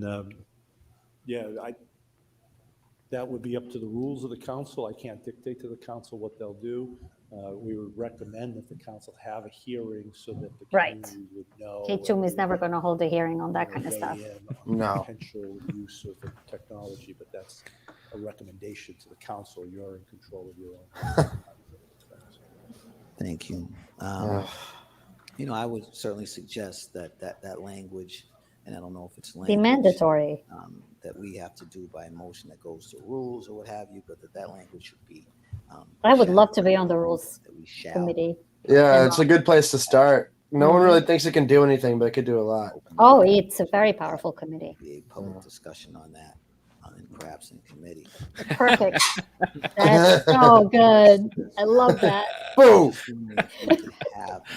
Are we calling the District 5 voters my pretties? I could try that on re-election. Maybe versed in the. But look at Chris, he's the only one. It's so that's just basically up to us, and we're not going to do a good job. So let's just make it mandatory now in the rules. So it's forcing us to do it. But through the chair, to whomever, if you could kind of share the different sorts of technology that we're talking about in terms of surveillance technology? I know there's at least 4 or 5 different variants that we're talking about, and we're voting on this, so we should kind of know what we're voting on through the chair. Mr. Trainer? Thank you, Mr. Chairman. To the counselor, the definition is something that's been used and worked on with the ACLU representatives as they've worked around the state to put these type of policies or have these policies adopted by various cities and towns. As you mentioned, it's a very broad definition to begin with. It's basically anything that captures identifiable information about an identifiable person. And then there's what it does not cover. So things like your cell phones, that's not going to be covered, license plate readers. So it starts out very broad, and then it excludes specifically certain things. But other than that, when you look at a particular technology, we'll see if it fits that broad definition of what surveillance technology is. Thank you. And I think that's outlined pretty clearly in this executive order. I just want to make sure that the public understands that it's pretty broad in some aspects and not in others. And the questions that I did have were regarding. My friend texted me earlier, and I haven't responded to him about how he got dumped via text, and I want to respond being like, yeah, but at least you didn't have to watch the city council meeting tonight. What if he got dumped on the city council stream? Through the chair. Being reassured by the vigorous head nodding of the solicitor that- I no longer recognize your face.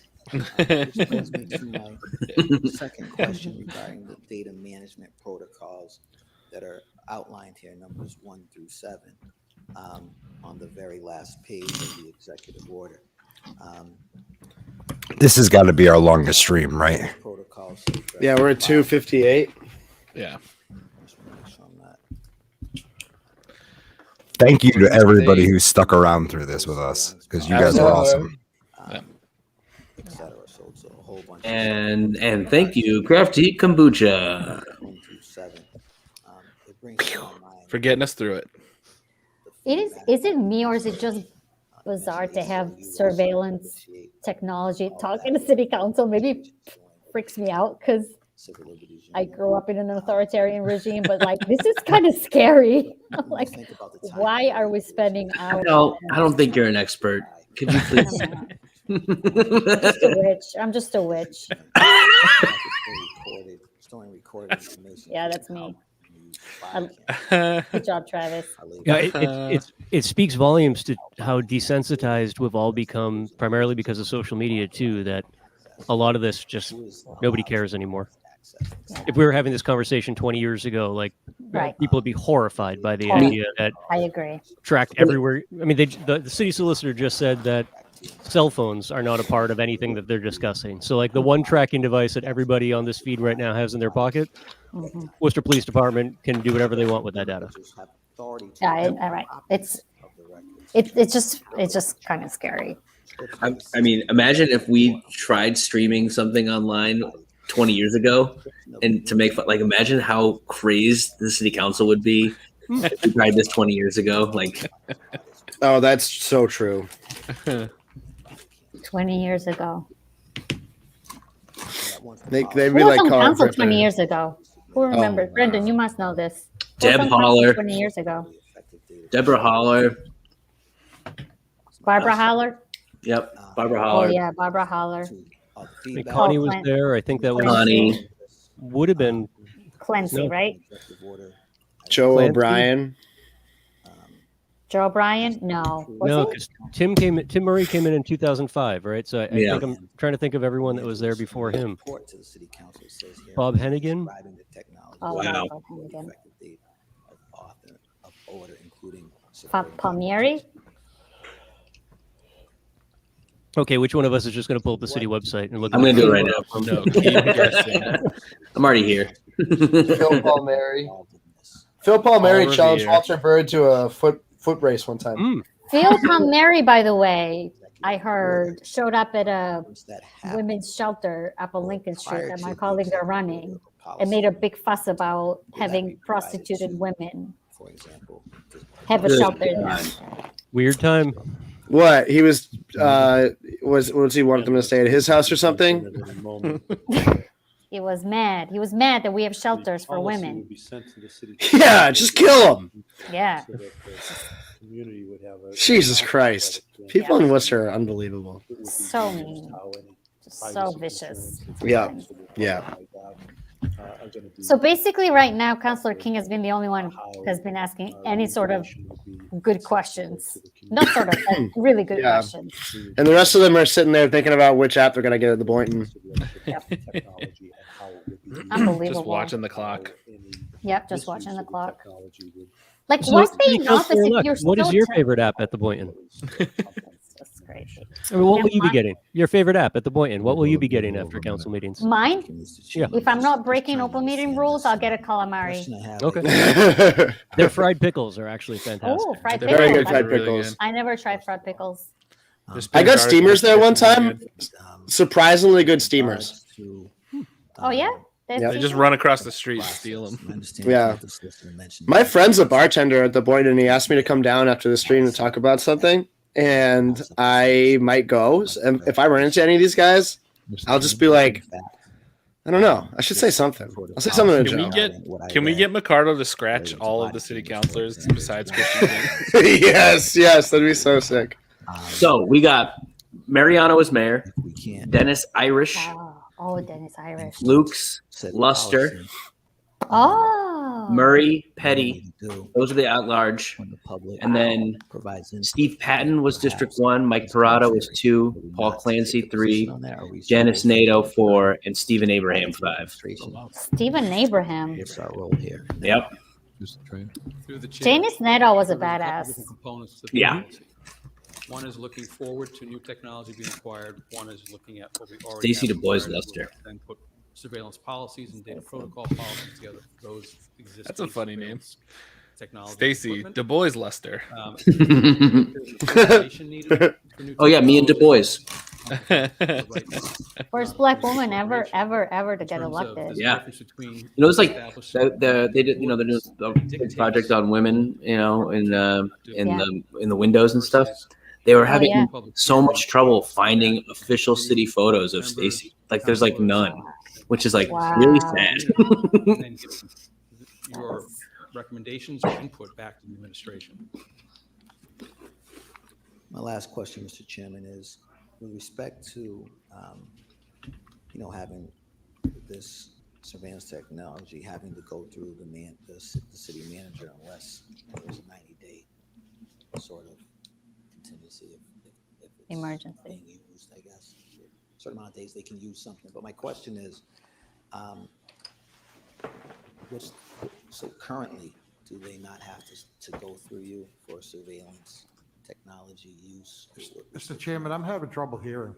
What's the current picks up the whole procedure as it He relates does. to this? He does like kind of whisper talks like he's in Bone Thugs and Harmony. Good job, Nico. If they're looking to use some kind of surveillance technology, there'd be a conversation with me looking for funding to support that and discussing it. But there isn't the formal protocols that we're recommending in this policy. So this really just tightens everything up. And this really ensures that there's transparency in this process. So Yeah, Worcester has famously ensured a lot of transparency with the police department. Famous priority of the city of Worcester.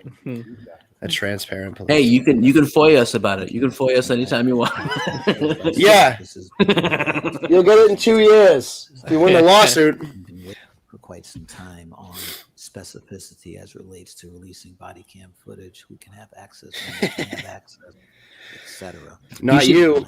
As a former protester, you should start talking softer and softer. City manager delivering. So you guys, I really just want you to look at the next. George Russell in his top hat with one of those big brass horns in his ear. That are pertinent. What did you say? And also pretty Q as far I'm not as- going to have a problem, I'm realizing, with the microphone because I'm so short. Thank you very much. But it's going to automatically come up to my. Yep. Just quickly on the body cam footage. It's above you. You're like, Yeah, it's going to be above me. The FOIA, the Freedom of Information requests cover a lot of the body cam. Genius. Even during It's the very pilot genius. program we had. I do that at open mics all the time. If people are talking in the back, I just quiet. I get quiet. You know, this ordinance and this executive order. Because open mic comedians are children. Which will cover whatever. Yeah, that's true. Gannett City Hall's best friend. Yeah, it's just gonna be Shaner and Patrician doing it themselves. Yeah. Well, when we turn Shaner's Substack into like the biggest paper in New England, then Yeah. Certainly, the ordinance itself banning the. It will advertising be if all the rest of them get shut down. I absolutely support. City of Worcester. Which, by the way, subscribe to Bill's Substack. I certainly think that. I don't know. Someone very important is taking over at Pulse. that friggin' rag. It's going down the drain. Wait, who's at Pulse now? She's gonna be pulling a Walter Bird. It's panel member Kenny Casillo. Oh, I didn't know that. Thank you. Maybe Can not you keep- officially announced yet. I don't think that's announced yet. Well, oops, don't click 16 other people know. Well, as That's long my as you editor. keep the swimsuit issue going, then that's all I care about. I just want to fix the layout. The layout's trash, and that's all I want her We've help got with. clarification from the city solicitor as well, so we have to Shots advertise fired first, at Kevin okay? Law. Correct. Okay. Sure. So we'll advertise that. Roll call. Councilor Bergman? Yes. Councilor Calorio? Yes. Councilor King? Yes. Councilor Merrill Carlson? Yes. Councilor Rivera? Yes. Councilor Rose? Yes. Councilor Rosen? Yes. Councilor Russell? Yes. Councilor Toomey? Yes. Councilor Wally? Yes. And Mayor Petty. Yes. Okay. Next item is not. We already did that one.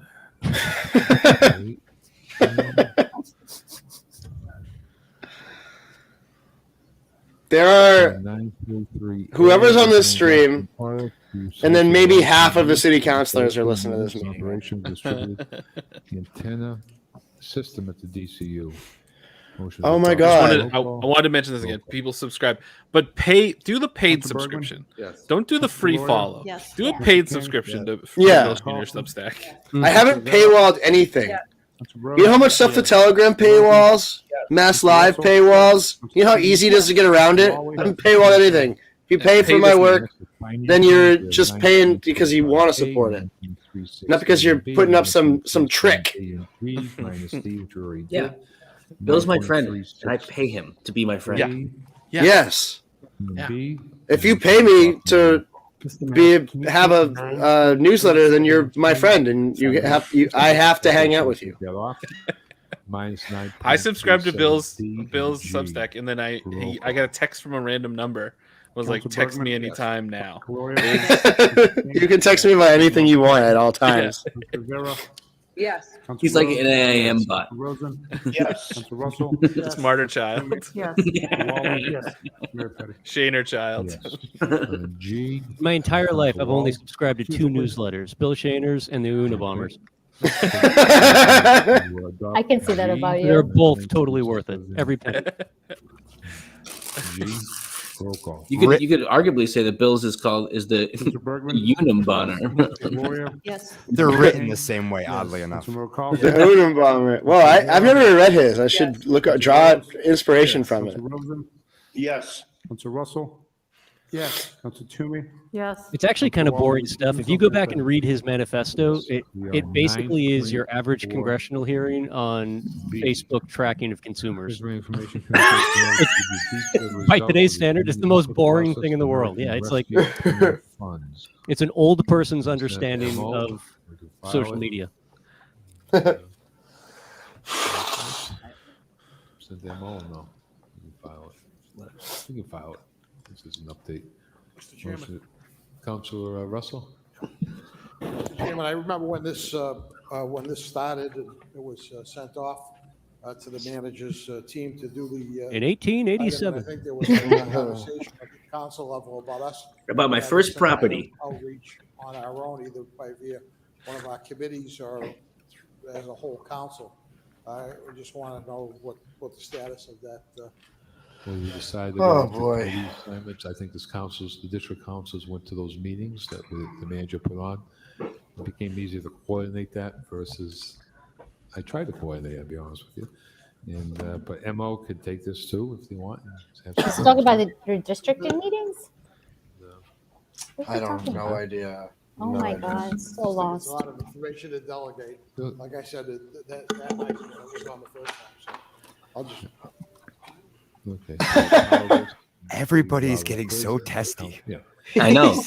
He just needs a snack. He's just cranky. Blood sugar's low. They need those onion rings. This is going to turn into a brawl. Yeah. They should. I bet you someone's. Sean just came back. Sean was ordering ahead. Yes. Yes. Yes. Come here, buddy. Yes. Next Gotta thing get is the tugboat, baby. That's the thing to get. File the report, the report changing the Worcester School Committee to district representation. Okay. Thank you, Mr. Chairman. This is obviously something that's active. Myself and my colleagues on municipal operations and legislative affairs have been holding public hearings.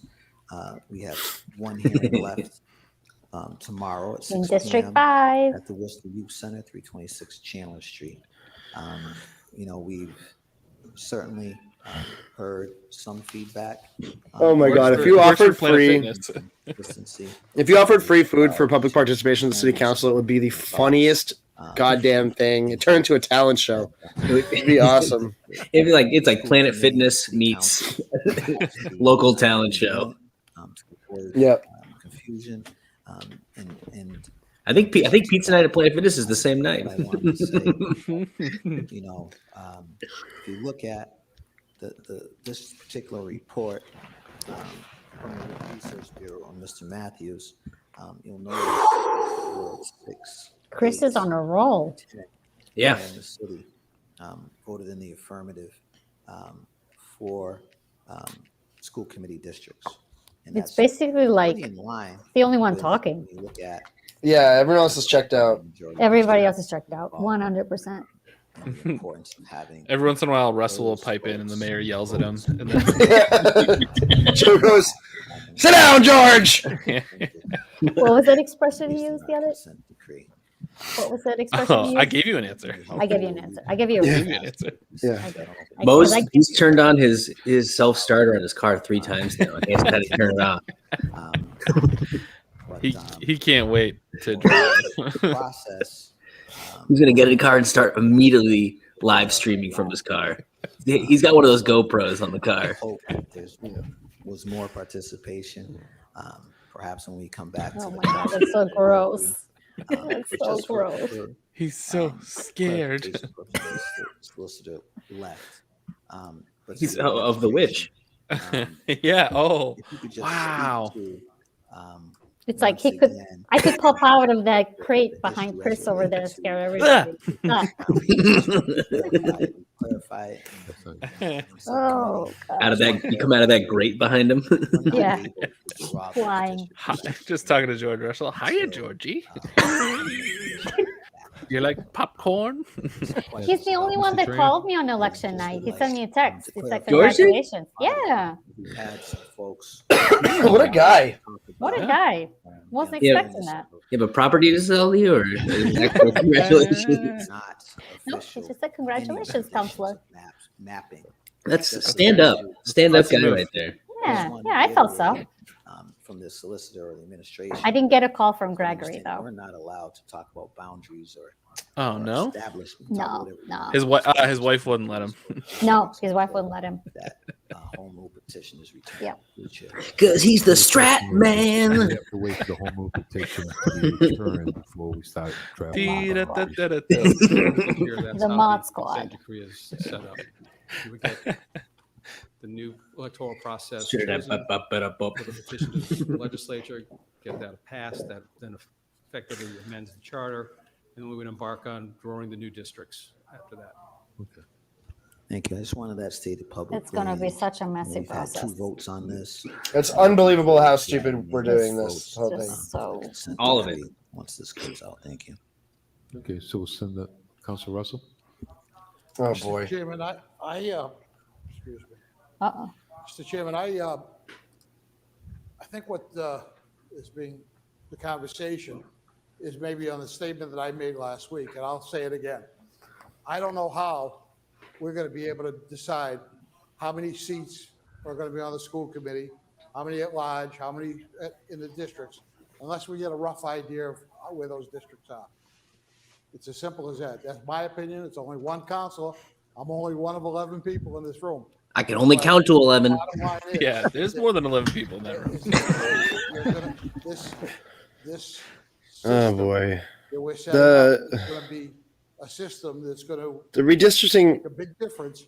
isn't between one of those illegal. three It's options. very hard to We explain. don't have a rough draft, and we ask the clerk. George Russell has no idea what's going on. No, he's not. I think he's getting on the public record that he doesn't know what he's talking about. Yeah, he's basically saying I have no fucking idea what's happening. I'm not an expert. I'm just one man. Willing to listen to it, but again, I know we can't set the boundaries. I understand that. That's in the decree. It's interesting, I'm not though, going how back on it. concerned he has But been of I all don't think we the can make counselors. a Has blind anyone? decision. Are there any? Yeah, it's his future. Potential in his district that would, cut out potential voters for him. I think that's what it is. Okay. Of the three options, how do you do that without taking? Yeah, he loses Especially when a part when of the his east side of the district, I city think. is gonna be Okay. grouped together, Um, and the west side of the Grafton city or is gonna have Plantation. But that has nothing to do with the school committee's move to district seats. He's talking about the census-bound redistricting, the new precinct maps. Okay. Yes. But that has nothing to do really with the consent decree, Yes. Council Rose? Right. because Yes. Council Russell? it's so complicated. It's very Uh, hard to explain and understand. I agree with you. Yeah. So there's two things happening simultaneously: the move to a district school committee, district-based school committee system as required by a lawsuit, and the regular process of re-precincting every 10 years with the census data. Right. Worcester has chosen to combine these two processes into one complete fucking quagmire that I don't think anybody knows how to get themselves out of. And it's going to result in there being a lot of split precincts and a lot of confusion. And It doesn't seem their lawyers really know either, right? No. They keep pushing back and not saying we don't have anything yet. Yeah. I would hope. They have to the vote knowledge of the by cost of each of what those next? I think next council meeting they have to vote. Maybe that's what Yeah. Mo was doing in his car. Mo was driving around trying to draw the district. They were following his car, and he was drawing the new districts with his car. Going to the district system, but I'm going to respect the will of the majority of the council. But I still want to Mhm. know. I mean, I'm assuming He's got a lot of additional school committee three members are deckers in his additional cost of district. taxpayers. Right. Mm. A lot of renters. So And it's he a factor wants for to buy people. them Yeah, all. I'm happy to follow those, 'cause He's the Monopoly man. So I hope at some point along the way, before we have these decisions to make on which alternative we're going to choose, we're going to have some. Yes, the redistricting piece is coming at some point. And yes, it is a complete fucking quagmire. You're right. I should make that the title. Oh, that's an incentive for people to subscribe. They get to Yeah. they get to title your. It's always good. Ooh, that's a tier. That's a tier. Oh yeah, it's here in the Patreon. You tell me what to do. Value on democracy. $100 a month. You pick what I have to eat every day. I'm about to eat so many flaming hot Cheetos. Oh my god, I'm just getting sick. Coney Island. Oh fuck. There's nothing going on. Just having those burps all the time. We've had multiple public hearings. We've reached out. You just smell like the onions. Yeah, it's coming out of my floor. Folks in the constituents and nonprofit groups and what have you. The clerk's office has done a great job with that. Where are we in the agenda is the question. We are somewhere. We're somewhere, Etel. As part of the consent. It's a very on-brand name and then comment. Wait.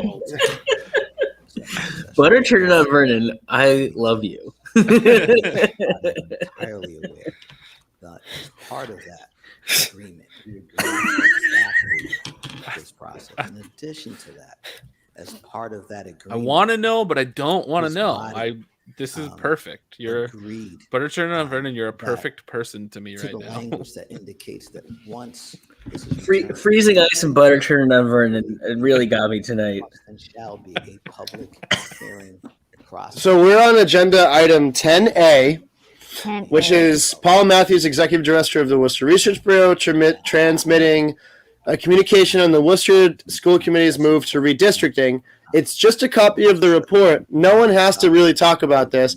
And also, Paul Matthews is not a City Hall employee, and I don't know how he got his communication on the City Council agenda as part of the City Manager's agenda and didn't have to file it in as a petition.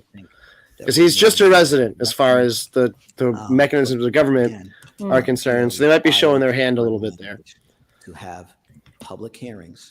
That's a really good catch. Like, how does that happen in the rules? Public hearings. Yeah, that's not a city-affiliated organization. The Worcester Research Bureau is independent. Part of that Did the administration ask a report from the research bureau? Maybe they. And the like that serve I would worry if they did, right? Because they're like an independent research body. Latino community. So, like, I don't know. With the leadership of the mayor. That's a good question. And the guidance of the clerk. With my That's what Paul Matthews looks like. Operations will do exactly that. Thank you. He's just a guy. He's just a guy. Yes, thank you, Mr. Chairman. I held this last week because I wanted to be sure that there was something that I wasn't missing. I don't think this is what you held, bro. Through my notes and Boo, Sean Rose. Dude, what the fuck? You know, if I voted for the cop, then I wouldn't have to have heard him. He wouldn't have been able to vote on this body cam issue tonight. I'm still mad about this. I'm still fucking pissed. Yeah, if you voted for the cop, it would have been 181 instead of 19. And so, for me, there's no price. Yeah. As it relates. Oh, they're hiring. They are hiring a research assistant. Yeah, I'm gonna. Tom Quinn's old job. Yeah. Are going to play a role in deciding what direction. Paul Matthews looks like Tom Mahoney. With that being said, is it me doing this Twitch stream 2+ years of public policy? Yeah, I'd support that file. I mean, I think I could somewhat. Tom Quinn did some really good research. Yeah, he did. That was a loss for the Research Bureau. Concerns regarding. He's a good Twitter follow. For sure. The ability to have full representation. His work on Worcester dogs was great. We're coming out of non-people of color on this council, right? Because this should be something that we should all be concerned about. And not something that is just because one person is a person of color that's what And so I feel that I would definitely support to file this, and that was actually going to be my motion, because I, with all due respect, I think this is a way of just deflecting from what really is the issue, and it's to be able to say, oh, but let's think about money. Well, no, let's actually think about the equity, and yeah, we think about money in a lot of things, but it's interesting, but now let's kind of think about the fact that, want to think about economics. Let's think about the fact that, there's definitely an issue of inequity in education when it comes to children of color, especially among Blacks and Latino. And what is that going to cost us in the future, right? So the fact that, for example, you had certain schools that couldn't even have kids be able the opportunity to compete for certain colleges, which was going to affect them economically in the future, because it didn't have certain. Filing something means trashing it. Or the fact that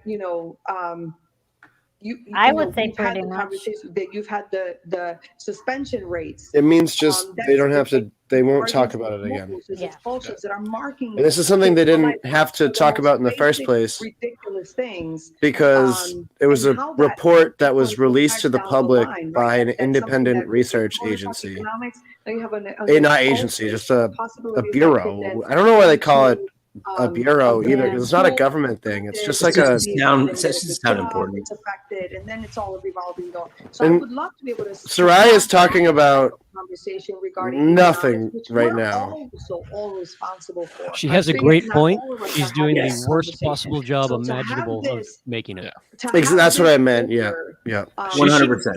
She should write out her time when we're having this conversation and notes a ahead of time. reminder on I think she people could that if benefit we a lot didn't, from I think it's Yes. offensive Editing. and I'd actually like to, insulting to the process of what like, we're hear her trying to do sermons. to make sure that See if this it's process, similar. which has been inequitable for Yeah, right. years and years and years and years and decades, that we're trying to break through that barrier, that we're having this type of conversation is insultive to our community. I'd support filing. Okay. So we have a motion. Yeah, to good file. point. That takes precedence before this. Her going back to like crocheting or knitting or whatever she's doing right after she said that sentence was awesome. Yeah. It was pretty cool. Councilor Bergman? No. Councilor Calorio? No. Councilor King? Yes. Councilor Merrill Carlson? Councilor Rivera? Yes. Councilor Rose? Yes. Councilor Rosen? Yes. Councilor Russell? Yes. Councilor Toomey? Yes. Gary's in the shit. Yes. And Mayor Petty? Yes. Okay, that brings us to the end of No. the meeting. Here we go. We let's see. That's it. Tabled items. Wait, what happened to? Did we miss the whole tax rate thing? Okay, so No, because today was just the hearing. the So they're suspension. going to Seeing hold none, motion is to public adjourn. participation until Roll next call. week. Councilor Bergman? So Yes. all the Councilor people Calorio? are going to show up Councilor next week, King? and that's when they Yes. Councilor deliberate. Carlson? What hearing? Yes. So Councilor today was Rose? supposed to be the Yes. public Councilor Rosen? hearing, But they held it. Russell? and they held it until Toomey? next Yes. week. Oh, I missed that. I Okay. think that's what happened. Yes, So, you're right. so that's why you didn't see the Chamber of Commerce or anybody else. Yeah. So Okay. they're all going to show up next week. Great. Okay. Wonderful. They're already talking about it on the police union Facebook page. They're already talking about Patron is throwing up. Oh boy, I gotta go to that right now. Yeah. Anything good? Sucks. That guy fucking sucks. I'm going over there right now. I have no idea why they've kept that thing public. Oh, it's They're an morons. embarrassment. It's an absolute embarrassment. I went to see if anyone already started talking shit about Chris, but they haven't. They both said that they were going to remove themselves from that group, and they never did. Yep. I mean, oh, shocker. A police officer lied. Yeah. Yeah, Are you right. telling me a cop lied? That Yeah. is, how dare you? Yeah. Yeah, this to me felt like a very like I'm using the word irresponsible, but I want to say more about that. Like the fact that other communities have a scorecard, they have like all their projects out. Boston has all their projects outlined. Because that's what the feds are asking them to. Meanwhile, we completely like botched the public participation. Public safety wasn't anywhere near the top of any priorities the community mentioned, and the city council just voted to make 200,000 allocations from ARPA funds. Yeah. Without any respect for community needs. Like that's not an urgent need. It's not what we need. It's so frustrating. It's like it's ridiculously frustrating what they did tonight. Yeah. Yeah, it's bad. It's really bad. I think people should absolutely reach out to Christian King and thank him for it being the only one to make sense on this issue, to stand up on this issue, to stand alone on this issue. It was really remarkable how much everyone shut him down, and then just like the added like not to cut you off. I'm sorry, but like Sarai just not listening and being like, "Wait, what am I voting on?" Yeah. Like in the same meeting, she talks so much about like equity and the need for more equity, and just not being there when it's like contentious, when it's like really and trying changing to her vote when she realizes that she was voting the wrong way when she heard everyone else vote.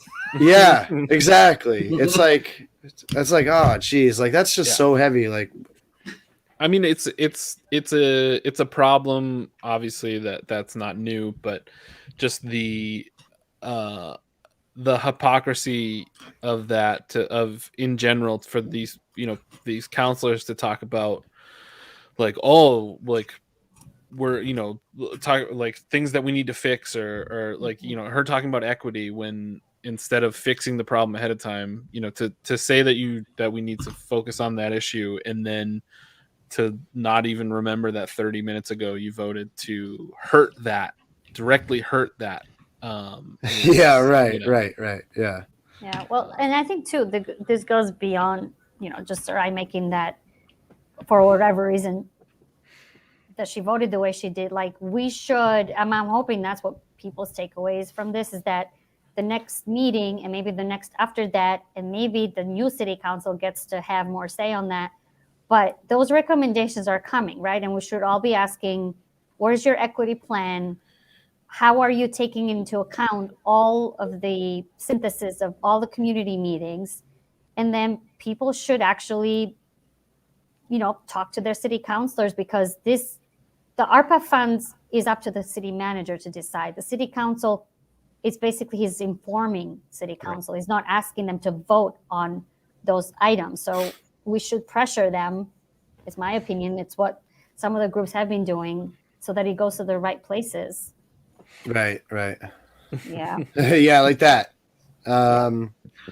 Yeah, I think that's dead on, and it's going to be an issue for months and months. So, I think that's the big takeaway for me from tonight, is that this is something that we really need to get on them about, and we need them to hear what people in the city have to say about priorities and what we're not willing to accept.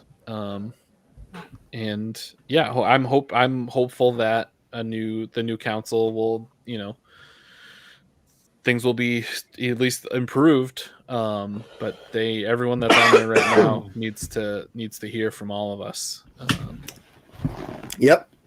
Yeah, for sure. And I think that the takeaway, you're not wrong, as Etel said, that the first, I've been thinking about how to best word this, right? But like, the first authorized use of ARPA funds in Worcester is for police body cameras based on the vote tonight. Like, that's insane.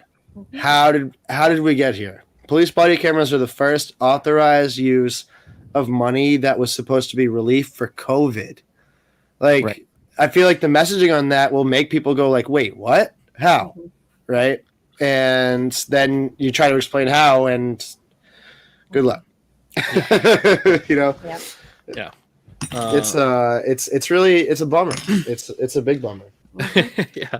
This is a depressing. I think really that's probably the best place to leave it for tonight, because it's not going to get any better from there. This bummer was brought to you by Crafty Kombucha. This bummer meeting. Thanks for having me on, guys. That was fun. Etel, thanks so much. Thank you for being here. Send me strength in the days ahead. In January, you should do it from your phone while you're in chambers. Please do. Yeah. That'll be fun. And yes, so everybody remember to subscribe to Bill Shane, your Substack. Again, buy all the crafty kombucha you can get. Write to your city councilors. Support the ones that come on and do cool shows with cool people. Hit up Brendan Melican's show, 508, a show about Worcester. We love you guys. We really appreciate December you guys coming 9th out. at Nick's. December 9th at Nick's. We have a show. We have a live show, Nanny. We are doing, Brendan, you did mention D&D earlier. We're going to do a Twitch stream on December 16th, a Christmas holiday themed D&D game. So come check that out. We'll have the official announcement on that coming up soon. But we'll be here next week. We're always going to be here on Tuesdays and really punishing ourselves when we find out what those APRA funds are going to. Yeah. So thank you all for tuning in. You guys are amazing. And we will see you all next week. See you next Tuesday. Bye. Bye.